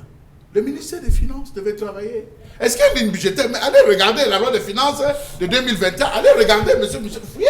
Si vous trouvez une ligne budgétaire liée à cela, ça n'existe pas. Dans les différents postes, vous avez le bureau des amendes. Vous voyez, vous trouvez encore le bureau des amendes fonctionnel, monsieur Michel Ngachou? Ça n'existe pas. Pourtant, l'État qui va racler, raqueter, braquer les pauvres commerçants pouvait se nourrir sur la route. La route paye, monsieur Michel Ngachou. C'est des milliards qui vont dans la poche des gendarmes et des policiers. Il faut le dire. il faut le décrier, monsieur Michel Ngatsou. La route que vous voyez là nourrit. Ça construit des maisons, des immeubles, des hôtels. Ça achète des voitures. Vous voyez un routier qui arrive au début, il est sur la moto. 3 mois après, il achète une RAV4. C'est la voiture, les RAV4. Après la RAV4, vous voyez, il sort avec une autre 4x4. Une autre sortie, des noms compliqués de ces jours-ci. Après, vous voyez, monsieur Michel, oui, il ne sort pas. C'est le ventre, ça commence à pousser la tenue un peu, ça pousse. On rafistole la gauche, après ça fait pouf, les boutons sautent. Il ne porte plus. Il reste aux alentours avec les t-shirts. Vous avez vu, il met un t-shirt, vous le voyez là, le t-shirt, il a le pantalon, il a le monsieur Michel Ngatsou. Voilà ce qu'on vit sur nos axes routiers. Donc voilà des gens qui s'engraissent. Allez savoir si la hiérarchie ne mange pas. Ne vous limitez pas seulement à la route, allez voir si la hiérarchie, on les connaît sur l'axe. Heureusement qu'ils ont leur part de malédiction, monsieur Michel Ngatsou, tous ceux qui sont sur cet axe et qui pratiquent. Vous avez circulation avec pneumatique détériorée. C'est une infraction, la R314, alinéa 1, c'est une infraction. Ouais. Seulement ça, la pneumatique, placez-vous entre école publique et Bobby Bonakwama, seulement la pneumatique, les taxis vont tomber. Les camions vont tomber, monsieur Michel Ngatsou. C'est de l'argent que l'État devait engranger. Vous avez la mise en circulation d'un véhicule sans carte grise. Ils en sont pleins. Vous pouvez partir de Douala, vous, véhicule personnel de Douala, jusqu'à votre village. On ne vous interpelle pas pour l'assurance. Pourtant, vous n'avez pas d'assurance. Au Cameroun. Je dis au Cameroun, monsieur Michel Ngatsou. Personne ne vous interpelle. Vous circulez librement. Plaque d'immatriculation non réglementaire. Alors là, c'est le haut niveau. Regardez Douala. Plaque d'immatriculation. Vous avez des commissariats ici à Douala, monsieur Michel Ngatsou, où il y a 21 commissaires. Ils servent à quoi? Je dis des commissariats à Douala, où il y a 21 commissaires, monsieur Michel Ngatsou. Ils servent à quoi? Ils doivent être là pour œuvrer, pour travailler. Défaut d'allumage des feux de croisement de jour comme de nuit. Parfois, vous circulez la nuit, monsieur Michel Ngatsou, vous voyez un gars, il n'a pas lu de feu. Hein. Si vous n'avez pas les yeux écarquillés comme un poisson frit pour voir qu'il a freiné, vous le prenez. Oui, parce qu'il a défaut de feu. Ouais. Mais ça se passe devant des contrôles. Les gens sont sur des axes routiers, il a une mauvaise visibilité, les phares ne donnent pas. Voilà l'argent. Et puis, il n'y a pas d'argent de trésor. Il n'y a pas d'argent de trésor, il n'y a pas de mairie qui accompagne ces différentes personnes. Parce que ce que les gens ne savent pas, c'est que même lorsqu'on vous établit les pièces, l'intitulé, il doit avoir l'intitulé du ministère des Finances sur les documents, monsieur Michel Ngatsou. Mais est-ce que c'est ce qu'on vit? On le vit absolument bien. Dans la collègue exprimée, Charles Hamel, vous avez quand même mentionné qu'il y en a qui choisissent de rester dans leur voiture et après avoir sifflé, interpellé un conducteur ou un usager, il reste dans sa voiture, on lui ramène les pièces dans sa voiture. Et jette sur les tapis. Et voilà. Et on fait la monnaie. C'est là on fait la monnaie pour tous ceux qui sont partis de Douala. On dit les remboursements, c'est en route. Dès qu'on arrive à un contrôle, ne bougez pas. On envoie le gars par le chef. Voici d'abord ta part. Voici, fais-moi la monnaie. Il soulève le tapis. Passager. Il fait la monnaie. Il compte. Il donne. Parfois, il envoie. Quand il est fatigué, il dit que toi, on va chercher. Donc, le motoboy en allant chercher vol. Parfois, ils ne connaissent pas. Je vous dis, ils ne connaissent pas monsieur Michel Ngatsou. Ils ne connaissent pas les montants qui sont versés là, monsieur Michel. Alors, je voudrais également qu'on se comprenne, Charles Hamel. Sur cette question aujourd'hui, on a vu ce reportage qui fait le tour sur la toile aujourd'hui. Laissez d'abord, je vide mon contentieux. De vendredi à dimanche, sur l'axe de l'Ouest, je vous assure, vous pouvez avoir 100 millions. Avec une seule infraction, conduite en état d'ivresse. Tous les gars qui sortent de l'Ouest, là, monsieur Michel Ngatsou, des enterrements, ils sont tombés. Aucun gars là ne voit clair. On a eu les preuves avec Eto. Voilà. Quand Eto a failli mourir. Voilà. Ça. Ils sont sommés. Ils consomment et les champagnes et les vins rouges et les whisky. Quand il prend l'accès là à 14h, monsieur Michel Ngatsou, tout ce qu'il voit c'est le macadam, c'est le goudron. Il accélère. Même les donuts, parfois on les rattrape dans les gens. Voilà un truc qui peut donner de l'argent à l'État. Je pense qu'ils nous regardent à Yaoundé, ils nous regardent à la présidence, qu'ils arrêtent de matraquer les commerçants. La route paye. Monsieur Michel. Donc, vous leur demandez d'aller justement s'engraisser en route? Non, c'est pas s'engraisser. Pour une bonne cause, pour le bien de tous les citoyens, parce que vraiment, l'argent que vous devez raqueter vraiment quand vous faites ces contrôles-là, ça doit servir en même temps un peu. Mais le problème, c'est que c'est eux-mêmes qui choisissent de garder ces sommes d'argent, qui ne les remettent pas là où il faut, tout simplement parce qu'il n'y a pas un suivi dans tout ce qu'on fait. Est-ce que c'est vrai justement cette histoire selon laquelle, vous allez vider, selon laquelle vous parlez bien sûr des commissariats à Douala où il y a au moins 21 commissaires. C'est pas Faites un tour vers l'Orbès. Allez vers l'Orbès. C'est pas nouveau. Je vous indique, allez vers l'Orbès. Même à Yaoundé, il y en a. Alors, comment vous comprenez qu'il y a des commissaires qui auraient, pour certains, qui diraient à certains de leurs collaborateurs, quand vous allez sur le terrain, je vous attends ici. Mais est-ce Oui, qu'on envoie tout le monde en parce qu'il a une information qui sort filière. de plus haut. Oui, il y a une information qui dit, depuis qu'on t'a affecté là, tu fais quoi? Tu fais quoi? Tout le monde va pas en route d'abord. Ah oui, monsieur Michel Gatou. Mais tes hommes que tu as fait qu'on affecte là, ils ont fait quoi?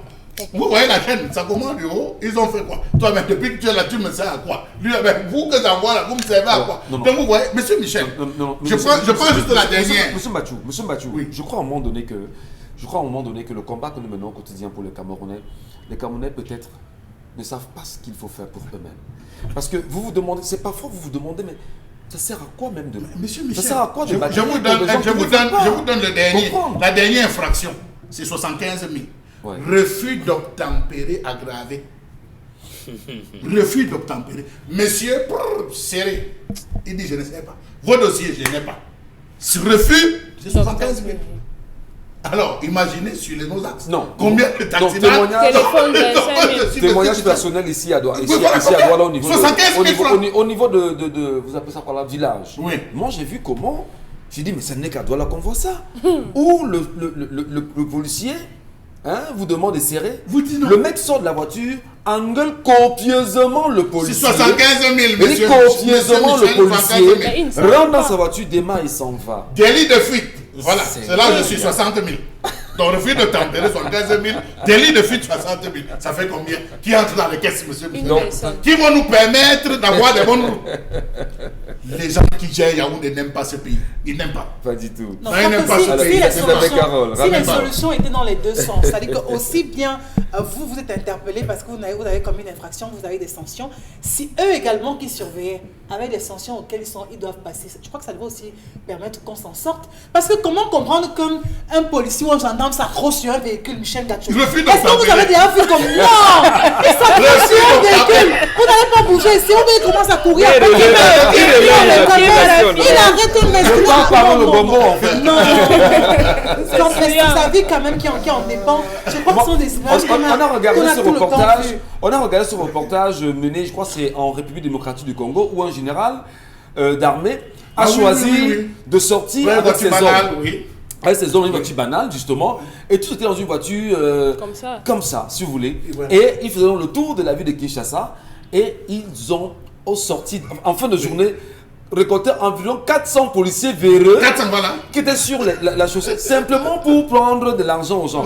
Et vous vous rendez compte que le mal est profond. Au niveau du Cameroun, est-ce qu'on peut avoir un espoir que, pendant qu'on parle ici, comme Bargangele qui nous regarde, que Nestor et Galaxy Toga nous Depuis regardent Fauchivé, également. il y a la police des polices. Ouais. Je ne sais pas, elle ne Ici, nous rend pas non. compte. Il y a la police des polices. Donc il y a une brigade de gars qui doit enquêter sur, Contrôler la police. regarder le comportement de leurs collègues. Oui, mais attends, la police des présidents ne fait pas son travail parce qu'elle aussi attend qu'on vienne de sa part. Je ne sais pas. Mais je sais qu'il y a une police des polices. Vous voyez seulement. Refus d'obtempérer, délit de fuite. On va prendre les messages, Isabelle Carole. L'argent est dehors. On va prendre les messages de nos téléspectateurs, Même je le vous en prie. téléphone au volant. Ah, oh là C'est là. 25 000, hein. Voilà Vraiment. encore, téléphone. Vous voyez Voilà, un mec. Je dis, vous vous placez entre Koumassi et Bonandior, le bureau du gouverneur. Monsieur Michel Gatou, tous les matins, vous aurez 1 million. Tous ceux qui sortent là le matin, qui vont déposer les enfants à l'école. Alors oui, j'ai oublié telle chose, récupère. Si, c'est vrai. Merci beaucoup. Isabelle Carole se pète. Cet argent qu'ils arnaquent en route, qu'ils appellent donc compte rendu à plusieurs directions. Charles, c'est de la mafia du Cameroun. C'est vraiment terrible. Autre message, les routiers sont des milliardaires dans ce pays. Est-ce que vous le Il savez? y a un en Ponsamba, il fait la fête en Ponsamba, monsieur. Il est dans son 4e immeuble. Bonjour à toute la grande famille. Pour la thématique du jour, je pense que notre sœur ne devrait pas quitter le foyer avec ses enfants. Mais comme c'est déjà le cas, ils ont aussi le droit de vivre chez leurs grands-parents. Ma sœur, force tes frères ne peuvent pas comprendre l'enfer que tu as vécu. Comment un enfant de 20 ans peut décider de suivre sa maman qui divorce? Et il continue par rapport à la colère. Ces brebis galeuses ont dépensé beaucoup d'argent pour occuper des postes, raison pour laquelle ils sont prêts à tout pour avoir de l'argent. Ah, ça c'est Bandouin qui signe cette réaction. Bonjour le panel, je suis fidèle téléspectateur de l'émission. Dans la cité capitale politique, le tronçon Omnisport Bata Lonkak et Feu Tongolo. En allant au Carrefour Sorcier, il y a des agents de la communauté urbaine qui réclament des pièces d'identité et des dossiers de moto et de véhicules comme des policiers. C'est le monde à l'envers. Ça, c'est le Cameroun. Serge Bertrand depuis Kouaban. Il n'y a pas que là-bas. Parce que ce matin, sur l'axe école publique Bonacomo, il y a ceux-là qui sont devant le commissariat au niveau de l'école publique d'Edo, voilà, d'Edo, et vous avez également ceux qui sont au niveau de Feu Rouge Bessengue. Voilà. Bonjour à vous, le studio. Moi, c'est Adams Lille depuis l'arrondissement de Tignéry dans la Damawa. Pour moi, je pense que l'État doit faire quelque chose à ce sujet et dans ce secteur, comme le dit Charles Hamel, la route paye. C'est vrai qu'il la route paye et il faut tout simplement qu'il pense au bas peuple. On dit que les négociations pour intégrer la brigade motorisée routière, là, c'est dans les 5 millions. 5 millions. Ah, n'est-ce pas? Pour intégrer, oui. Pour intégrer. La négociation, il se raconte là-bas que c'est 5 millions là-bas. C'est le prix d'or pour être là. Parce que il y a retour. Alors, il y a Aliou on peut donner raison au chanteur de Mangambe, là. C'est un Bruno hein, qui dit que la route là avec les affaires de la route. Qui a de le poussin. Le poussin, il faut faire très attention. Oui. Dans la route paye. Prenez seulement l'axe Douala-Edea. Douala-Edea. Mais avant, jusqu'à Pouma, vous traversez bien. Boumiebel, si vous n'êtes pas fort, là-bas on ne cause pas. C'est un regard, un geste. Isabelle Carole. Alors, Aliou depuis Souza nous dit bonjour le panel, on peut attacher leurs enfants dans la voiture et venir leur donner 500 et passer sans qu'ils ne s'en rendent compte. Oui, parce qu'en principe, on contrôle les bagages, on contrôle les passagers, c'est ça le contrôle routier. Mais vous pouvez même avoir les cadavres, les ossements humains là derrière, c'est même pas leur dada, ils veulent simplement l'argent dans le dossier. Bonjour à vous tous, vous parlez de Douala Bafoussam. Il faut venir à Bamenda, la route commerciale, avenue Bambili, environ 8 points de contrôle. C'est vraiment terrible dans mon pays. Le message à l'est, c'est moins de 30 km, 8 postes. L'est, moins de 30 km, 8 postes. Mais M. Vongo a demandé qu'on diminue en 2019. C'est ça.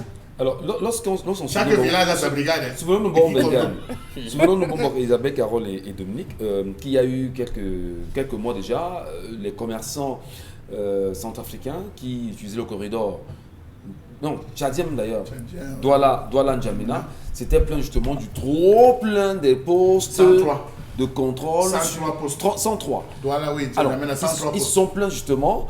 Alors, est-ce que c'est fait à dessein pour spolier, on va dire, les Camerounais, les usagers de la route, et alors que il y a des rentrées, on ne voit pas ce qu'on fait à cet argent aujourd'hui. Comment amener Paul Biya, chef de l'État actuel, à ouvrir les yeux sur cette question et au plus vite prendre des initiatives? Non, il a décidé qu'il n'ouvrira pas les yeux sur cette question. Comment vous en savez, bon? Parce que nous, là, dans un système, il a dénoncé l'inertie. C'est lui-même qui a dénoncé, lui-même, manque de cohésion de l'action gouvernementale, mais qui doit corriger. C'est lui qui a fait créer la police des polices. Et tous ces rapports lui sont adressés. Donc, il a refusé d'ouvrir les yeux. Donc, c'est tout le système qu'il faut changer, de mon point de vue. Parce qu'on est dans un système qui sécrète et entretient la corruption. Quand il demande aux gens, débrouillez-vous. Et un ministre, il est encore vivant. Il était à l'époque ministère de la fonction publique, la réforme administrative. Mais c'est ça, dit Daïrou. Il avait dit aux fonctionnaires de faire les affaires.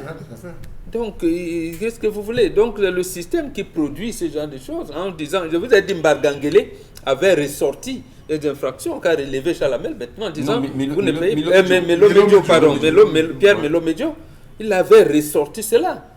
Nous, on lui a dit, mais le vieux là, il fait encore ça. Il nous ressort les tests comme ça, que quoi, dis donc. Lui aussi. À l'entrée Donc, de Bomono, Badjedou, il y a un contrôle. À Bomono, Babenge, au niveau du Dodan. Du Dodan. Oui, c'est au-delà. Là où ils sont 15. Ils ont même mis un arbre de ce côté de la route pour ne pas fuir. Vous avez deux routiers, vous avez deux postes de routiers. Un qui vous attend à Souza, l'autre ici à Bekoko. C'est moins de 30-40 km. 4 postes, monsieur, 2 routiers et... non, franchement, ça va dans quelle caisse? Celui de Konsamba, ça va? c'était le pays. Celui de Konsamba, ça va? Non, avant la crise anglophone, les 2 régions nord-ouest et sud-ouest n'étaient pas soumises à de tels contrôles. Parce que chez eux, le conducteur avait la possibilité de tester en justice. Il te disait, I bring you to court. I bring you to court. Donc tu lui dis, non, s'il n'est pas là, non, tu ne paies rien. Et il donne la possibilité de relever et de t'amener à tester en justice. Allez, dans un instant, on sera avec Verouchka Liliane Gozi, qui est la directrice régionale de Godmos pour l'Afrique. Elle nous retrouvera dans un moment sur notre antenne pour nous parler bien sûr d'un projet assez intéressant. Et nous l'entendrons ce matin sur notre antenne, madame, monsieur. Vous également qui nous regardez, n'oubliez pas, vous êtes sur Equinox Télévision. Et avec elle, nous allons poursuivre bien sûr un entretien formidable.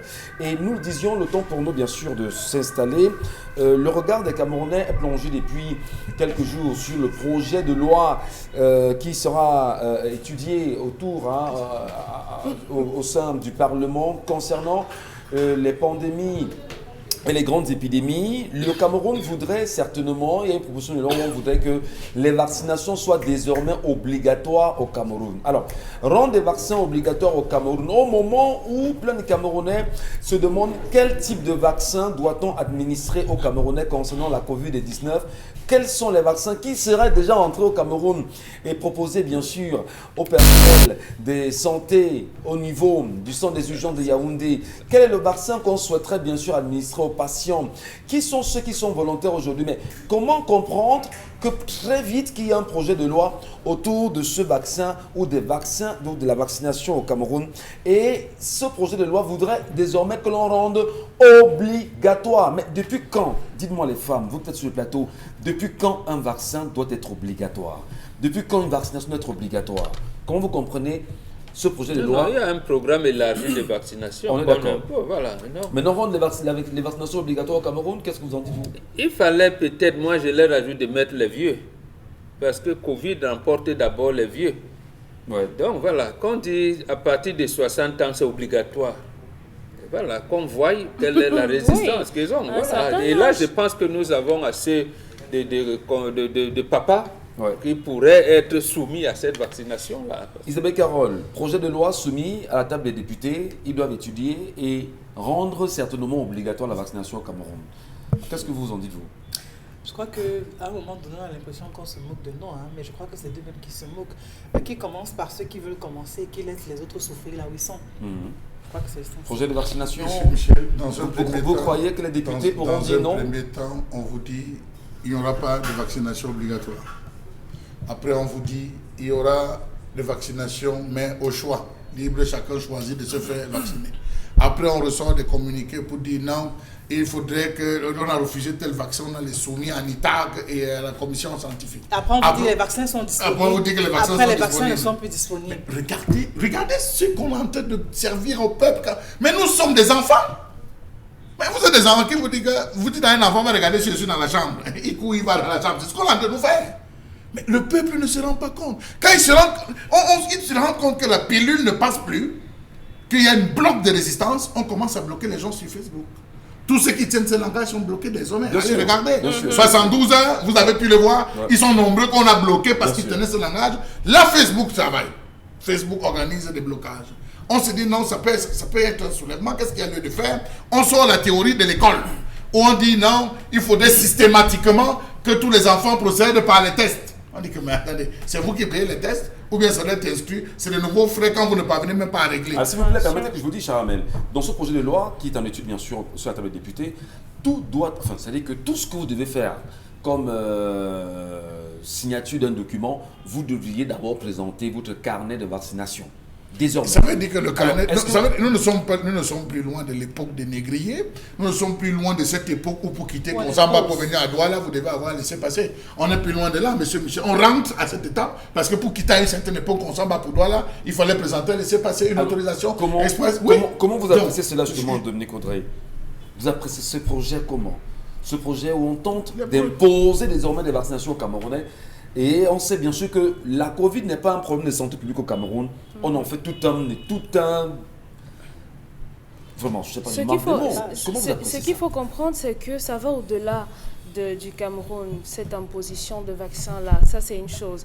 Mais maintenant, moi, j'épouse comme... Mais c'est au Cameroun, justement, quand on est en train de penser à un projet de vaccination obligatoire. Hein. D'autres pays, on n'en parle pas. Hein. Ce que je dis, c'est qu'au Cameroun, on dit que ça pourrait être obligatoire. On n'a mais pas ça dit que ça pourrait, c'est déjà passé. Mais on va signer. On dit ça pourrait. Ça pourrait, on ne sait jamais. Qui va- mais ils sont- c'est au-delà. Le RDPC C'est majoritaire au-delà. C'est au-delà du Cameroun. Et moi, j'épouse ce que Mbombok dit. Les Camerounais pourraient fédérer totalement si on commence par protéger nos vieux. Parce qu'ils sont ce sont les personnes les plus exposées. Donc, si on nous dit c'est obligatoire, protéger ma grand-mère. Absolument. Moi, je voudrais, oui, protéger ma grand-mère. Si vous nous dites c'est obligatoire pour les personnes de 60 ans, En montant. en montant, moi, vraiment, je fais la campagne. C'est ça, Dominique. Parce qu'en Gratuitement. Afrique, plus la personne vieillit, plus on a envie de la garder. tout à fait. Plus Et on en a envie plus, de la c'est garder. tellement Donc, incompris. protégeons nos vieux. On a Avec eu, les vaccinations. Oui. justement, il y a la semaine dernière, la note de service du directeur au du Curie. Curie. Mais franchement, vous donnez 48 heures au personnel de santé En 2 heures. de présenter une liste de personnes volontaires pour prendre le vaccin. Vous êtes médecin. Vous ne Vous dites pas. travaillez justement dans cette formation hospitalière. Mais vous prenez quand même sur vous de vous exclure dans une telle note et vous donnez 48 heures au personnel de santé. Non, mais vraiment. Le Cameroun est formidable. C'est Allez, inexplicable. allons saluer justement Verouchka Liliane Ngozi, directrice régionale de Gotmos pour l'Afrique. Bonjour à vous, madame, et bienvenue sur Equinox Télévision ce matin. Bonjour. Alors, Merci. justement, vous avez un message important pour ceux qui vous regardent? Oui, je reviens encore avec une très bonne nouvelle de la Turquie pour dire que les études en Turquie sont désormais accessibles à tous. Ça veut dire tout Africain confondu, que vous soyez Camerounais, Congolais, Burkina Faso, peu importe le pays, vous pouvez avoir accès aux études en Turquie. Vous voulez bien regarder la caméra parce qu'ils vous regardent là-bas devant la caméra. Hein, la caméra, justement. Alors, vous leur dites que désormais, ils peuvent avoir la chance d'étudier en Turquie. Alors, qu'est-ce que c'est justement l'examen du IOS, puisque ça s'appelle comme ça? Ça veut dire quoi concrètement?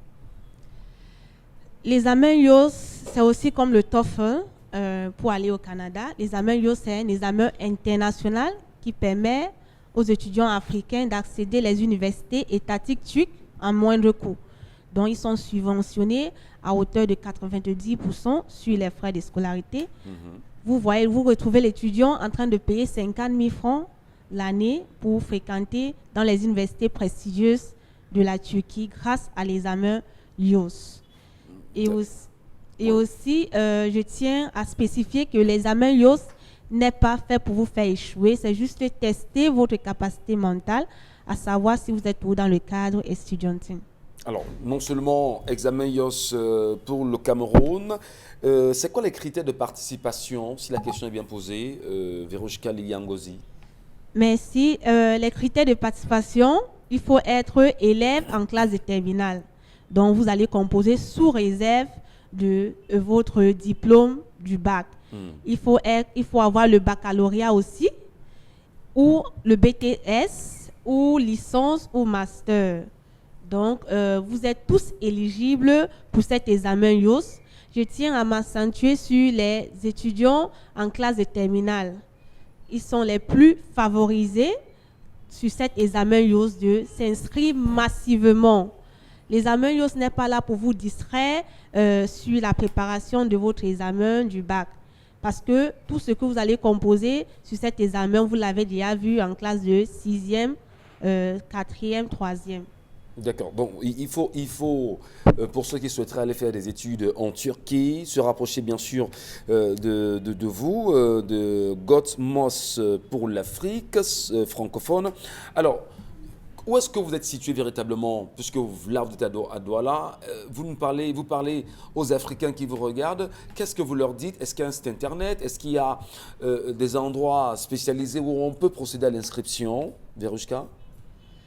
Good Moss Learning Center est le seul organisation accréditée pour cet examen YOS. Ne vous faites pas arnaquer par des gens qui vont vous dire non, je peux vous faire composer l'examen YOS, parce que les officiers arrivent dans vos pays respectifs pour administrer l'examen. Ouais. Comme la fois dernière, nous avons eu l'examen YOS du côté du Cameroun en février, et celle-ci est la dernière examen YOS pour cette année. Donc, saisissez l'opportunité. Nous avons 2 bureaux, un du côté de Logbessou et l'autre du côté de Yaoundé, Carrefour Olezoa. Et les numéros vont se défiler au bas de l'écran. On les a déjà justement, ces numéros au bas de l'écran. Et justement, les dates des examens, est-ce qu'on peut avoir une idée pour les dates des examens? Présentement, nous avons 14 pays qui bénéficient de cet examen YOS, et le Cameroun va composer le 3 mai. Le 3 mai, le Cameroun va composer. Et maintenant, quand vous dites le 3 mai, c'est où exactement? On compose le 3 mai où exactement? Le 3 mai du côté de Yaoundé. Oui. Et maintenant, vous avez un kit préparatoire, c'est très important, qui va vous guider sur les questions que vous pourrez vous attendre le jour de l'examen YOS. Venez massivement vous inscrire et procurez-vous votre kit préparatoire auprès des coordinateurs. Et vous avez aussi la possibilité de me poser toutes questions, puisque je suis là au Cameroun jusqu'à samedi. D'accord, justement, on vous a vu en image, vous aussi arrivé à l'aéroport avec cette TUC qui vous accueille. Est-ce qu'au moment où on peut avoir une idée sur comment est-ce qu'ils vivent là-bas une fois arrivés, ces étudiants-là en Turquie? Une idée quand même, Verushka? Oui, la vie en Turquie est très très abordable. Ouais. Parce que nos étudiants, nous avons testé, nous avons les étudiants qui vivent avec 50 000 francs le mois. Ils mangent 2 repas par jour. Ouais. La cantine, le plat complet, c'est 200 francs CFA. Donc, j'aurai l'occasion de présenter ça dans la semaine. Ouais. Ils sont très bien épanouis.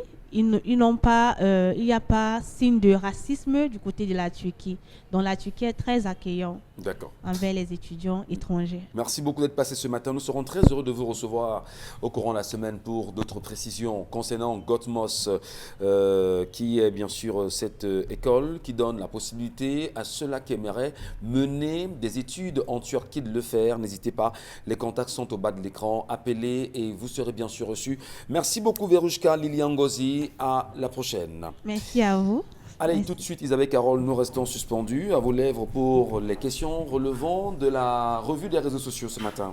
Oui, tout de suite, donc, revue des réseaux sociaux, on va tout de suite aller avec la ministre des enseignements secondaires, quand l'image a fait le tour sur la toile avec bien sûr cette affaire au lycée bilingue de Kribi. Vous vous souvenez bien sûr de ces 14 élèves qui avaient été exclus de cet établissement scolaire. Eh bien, tenez-vous bien, la ministre des enseignements secondaires en visite de travail de ce côté-là a demandé à ce que ces élèves soient réintégrés. Dans les 14 élèves, donc 10 filles et 4 garçons, tous élèves en classe de terminale, sont donc de retour dans les salles de classe, bien évidemment, après cette décision du ministère qui, soulève donc l'autre question, parce qu'on se souvient de cette affaire de porte-monnaie magique de ce côté, où des élèves ont également été exclus. Vraiment, quel sera le sort de ces élèves-là?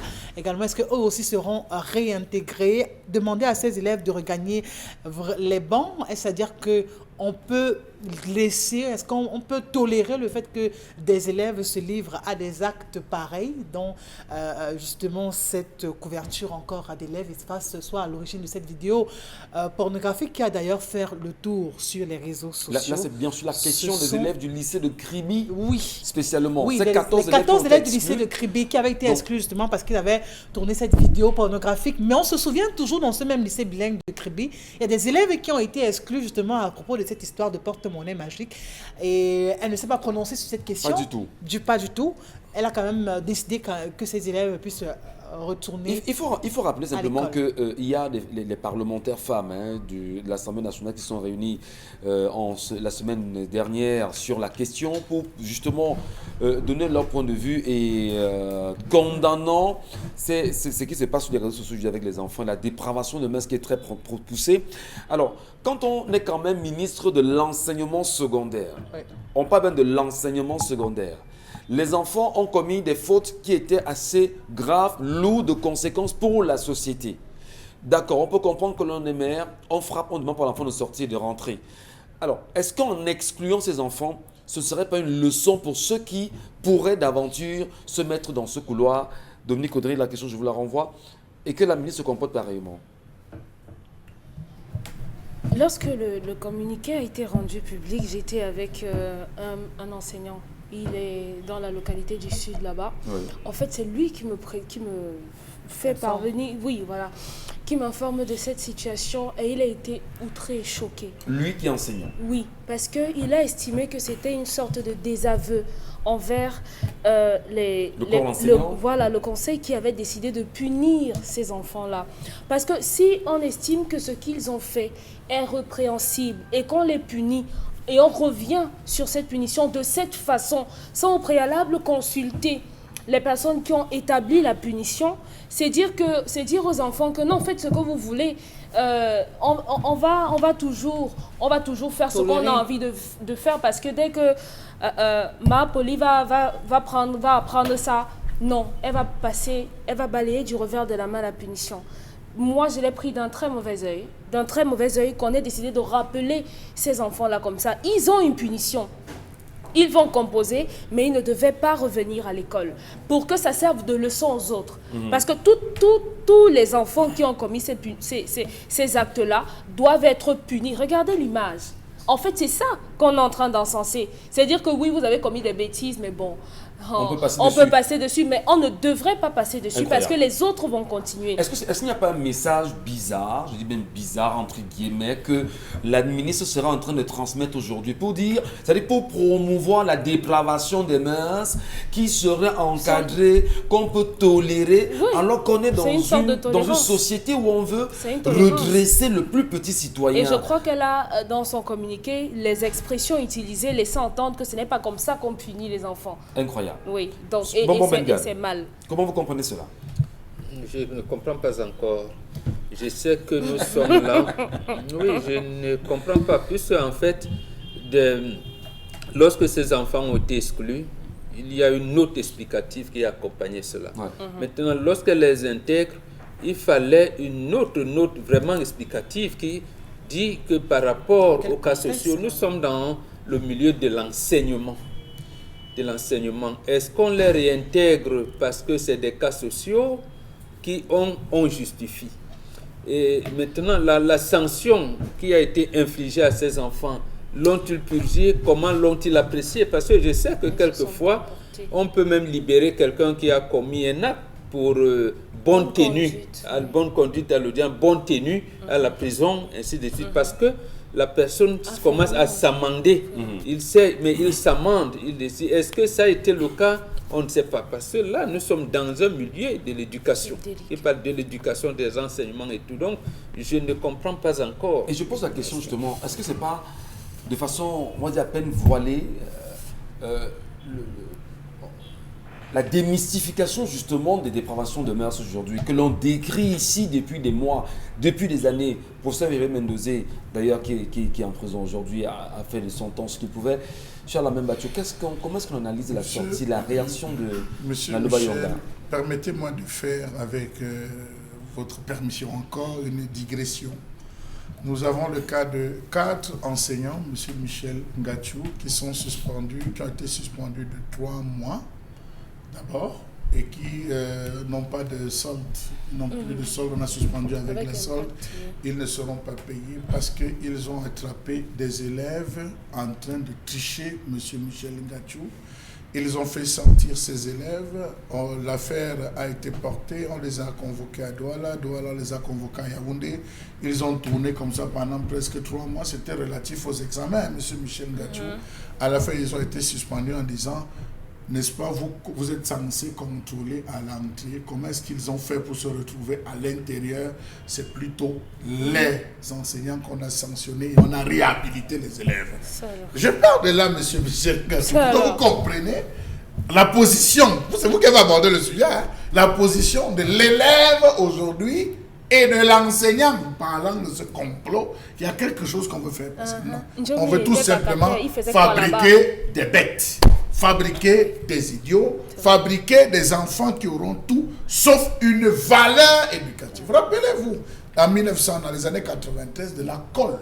Monsieur Michel, j'ai eu 5 cousins qui ont été frappés de la colle. Les parents se sont constitués en collectif, ils sont allés rencontrer Feu Adamou Damdioya qui a dit, messieurs, je vous regarde dans les yeux et je vous dis, en vous présentant la liste, que mes propres cousins et mes propres enfants, les enfants que j'appelle mes enfants, ont été frappés, voici leur nom. Je ne reviendrai pour rien au monde sur ma décision. Et les gars sont rentrés purger cela au quartier. On avait fait des listes qui allaient de lycée en lycée, lycée en lycée. On ne pouvait pas vous recruter. Et d'ailleurs, c'était écrit, si on tentait de recruter et que ce nom transparaissait, l'établissement devait être sanctionné. On dit que les parents sont allés plaider auprès du sous-préfet. Les parents sont allés plaider auprès du proviseur. Les parents sont allés plaider auprès du chef de village. Les parents sont allés plaider. C'est ce collectif de notes qui ont fait en sorte que le sous-préfet Noubelo voit dans quelle mesure, avec les parents et tout, qu'on peut adresser en disant que les enfants ont compris, ils ont décidé de changer, ils ont décidé d'adopter, les parents ont décidé d'être un peu plus regardants. Et c'est sous cette réserve, parce qu'ils sont dans les classes d'examen, qu'on a levé le pied. Qu'est-ce qu'on a fait des étudiants? Pourquoi on a puni des étudiants à Boyard? C'est incroyable. À une certaine Je crois d'abord époque. que c'est tout à fait incongru d'avoir ça. Parce que Il faut bien que... Vraiment, dans une république, c'est incroyable. Oui, je crois qu'il faut qu'on puisse réagir à temps et non le faire à contre-temps. Quand cette affaire a explosé, la vidéo a fait le tour sur la toile et partout. Elle était au courant de cette vidéo. Mais où elle était? Il y a eu un conseil. Elle était sur l'affaire du porte-monnaie magique. On n'a pas entendu là-dessus. Je m'arrête sur ce cas. Il y a eu un conseil de discipline. Elle était au courant qu'il devait avoir un conseil de discipline.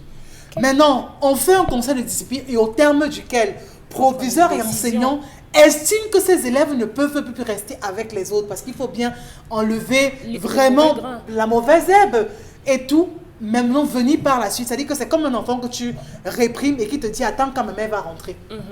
Mais là c'est grave. C'est très grave. Il fallait évidemment, quand cette affaire a explosé, qu'elle descende sur le terrain, qu'elle essaie de consulter tous les partis, qu'ensemble même ce conseil de discipline se tienne en sa présence et on décide à l'unanimité si oui ou non ils doivent être exclus. Parce que là maintenant, moi j'ai mal à la place du professeur de ce lycée parce que c'est ça. C'est sa dignité qui est bafouée. On a l'impression qu'il n'a plus d'autorité, il n'a plus de temps dans ce lycée. Dans la chaîne éducative, on fait le conseil, on fait le procès, permettez-moi, on fait le conseil de discipline, on fait le procès qu'on envoie au délégué régional qui fait transmission. Non, ça suppose, non, il faut savoir. Voilà. Ça veut dire qu'elle est au courant. Oui, ça veut dire qu'elle était au courant au sorti de ce conseil de discipline. Lorsque le délégué a reçu, le temps que ça arrive, on fait déjà les conclusions. Merci donc beaucoup. Ça suppose qu'elle était informée. À la question justement de savoir si Madame Naloba Yonga aujourd'hui s'inquiète de l'avenir des Camerounais, on dira de nos enfants véritablement. Peut-on se demander, peut-on trouver la bonne question, je vous en prie, est-ce que la ministre des Enseignements secondaires pense à l'avenir de ces enfants? Qu'est-ce qu'on va dire de ceux-là qui vont réappliquer dans l'espoir d'avoir, on va dire, d'être réécoutés, d'être entendus comme c'est le cas avec ces derniers? Isabelle Carole.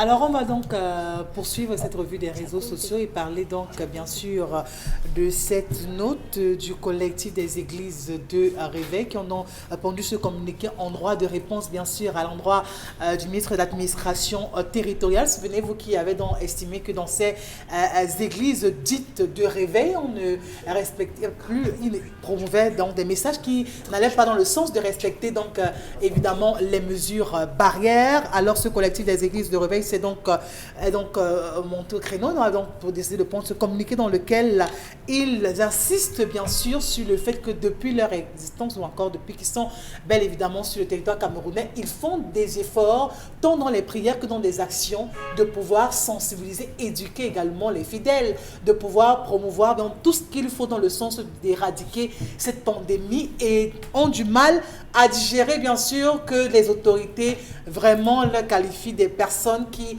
sont plutôt en train de mettre tout en œuvre pour que la pandémie ne cesse de progresser. Est-ce que pour la Tangandji va les comprendre aujourd'hui? Ça n'aide pas. Hein? Ce communiqué, c'est du pantouflisme, c'est un chantage à nul autre pareil. C'est un chantage spirituel. À nul autre comme pareil.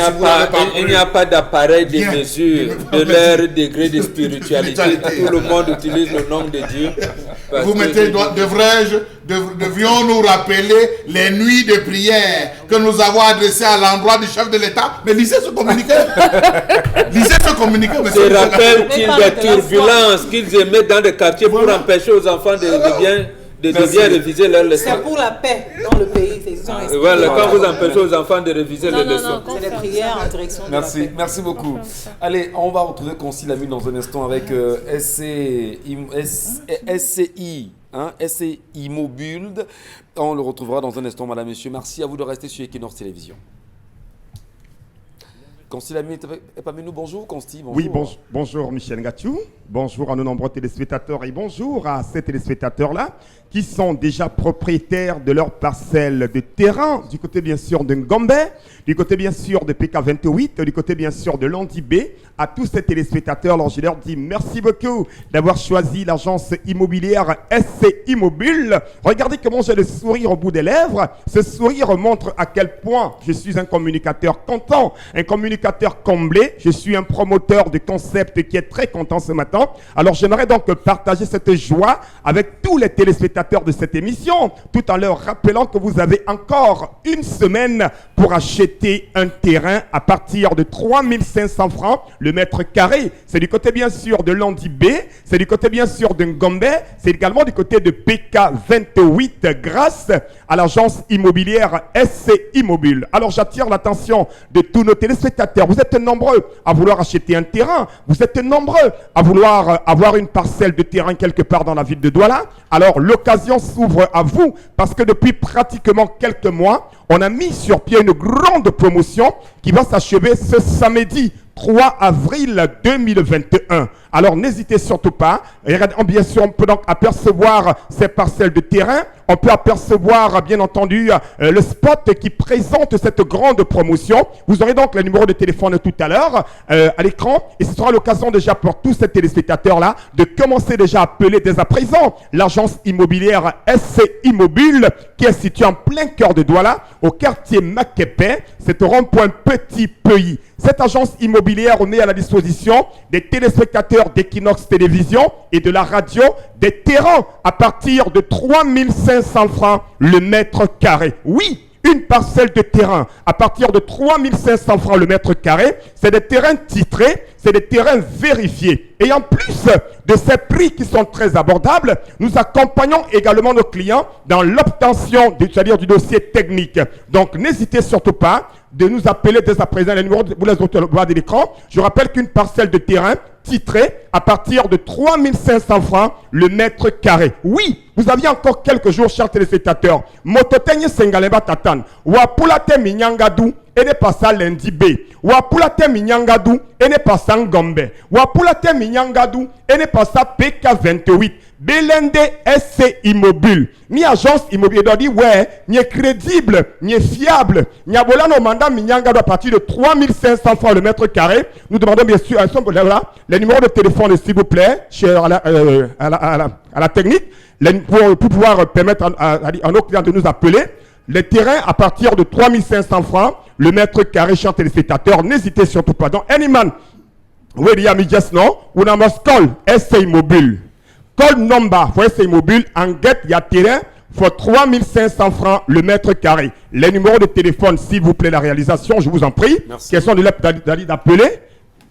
Merci beaucoup. Merci. Et rendez-vous dès la semaine prochaine pour d'autres Merci communications. beaucoup, Consti Lamine, d'être passé chez nous ce matin. Vous êtes chez vous en même temps. N'oubliez pas, madame, monsieur, l'évolution de l'édition de ce matin avec vous. On va certainement se reprendre demain, lorsqu'il sera bien sûr 10h sur notre antenne. N'oubliez pas, on va sortir en se posant une question véritable. Qui serait aujourd'hui en train de bloquer le remaniement ministériel au Cameroun? On devrait l'avoir vendredi. On attendait justement vendredi dernier. On devait l'avoir samedi. Des informations. Attendons de voir.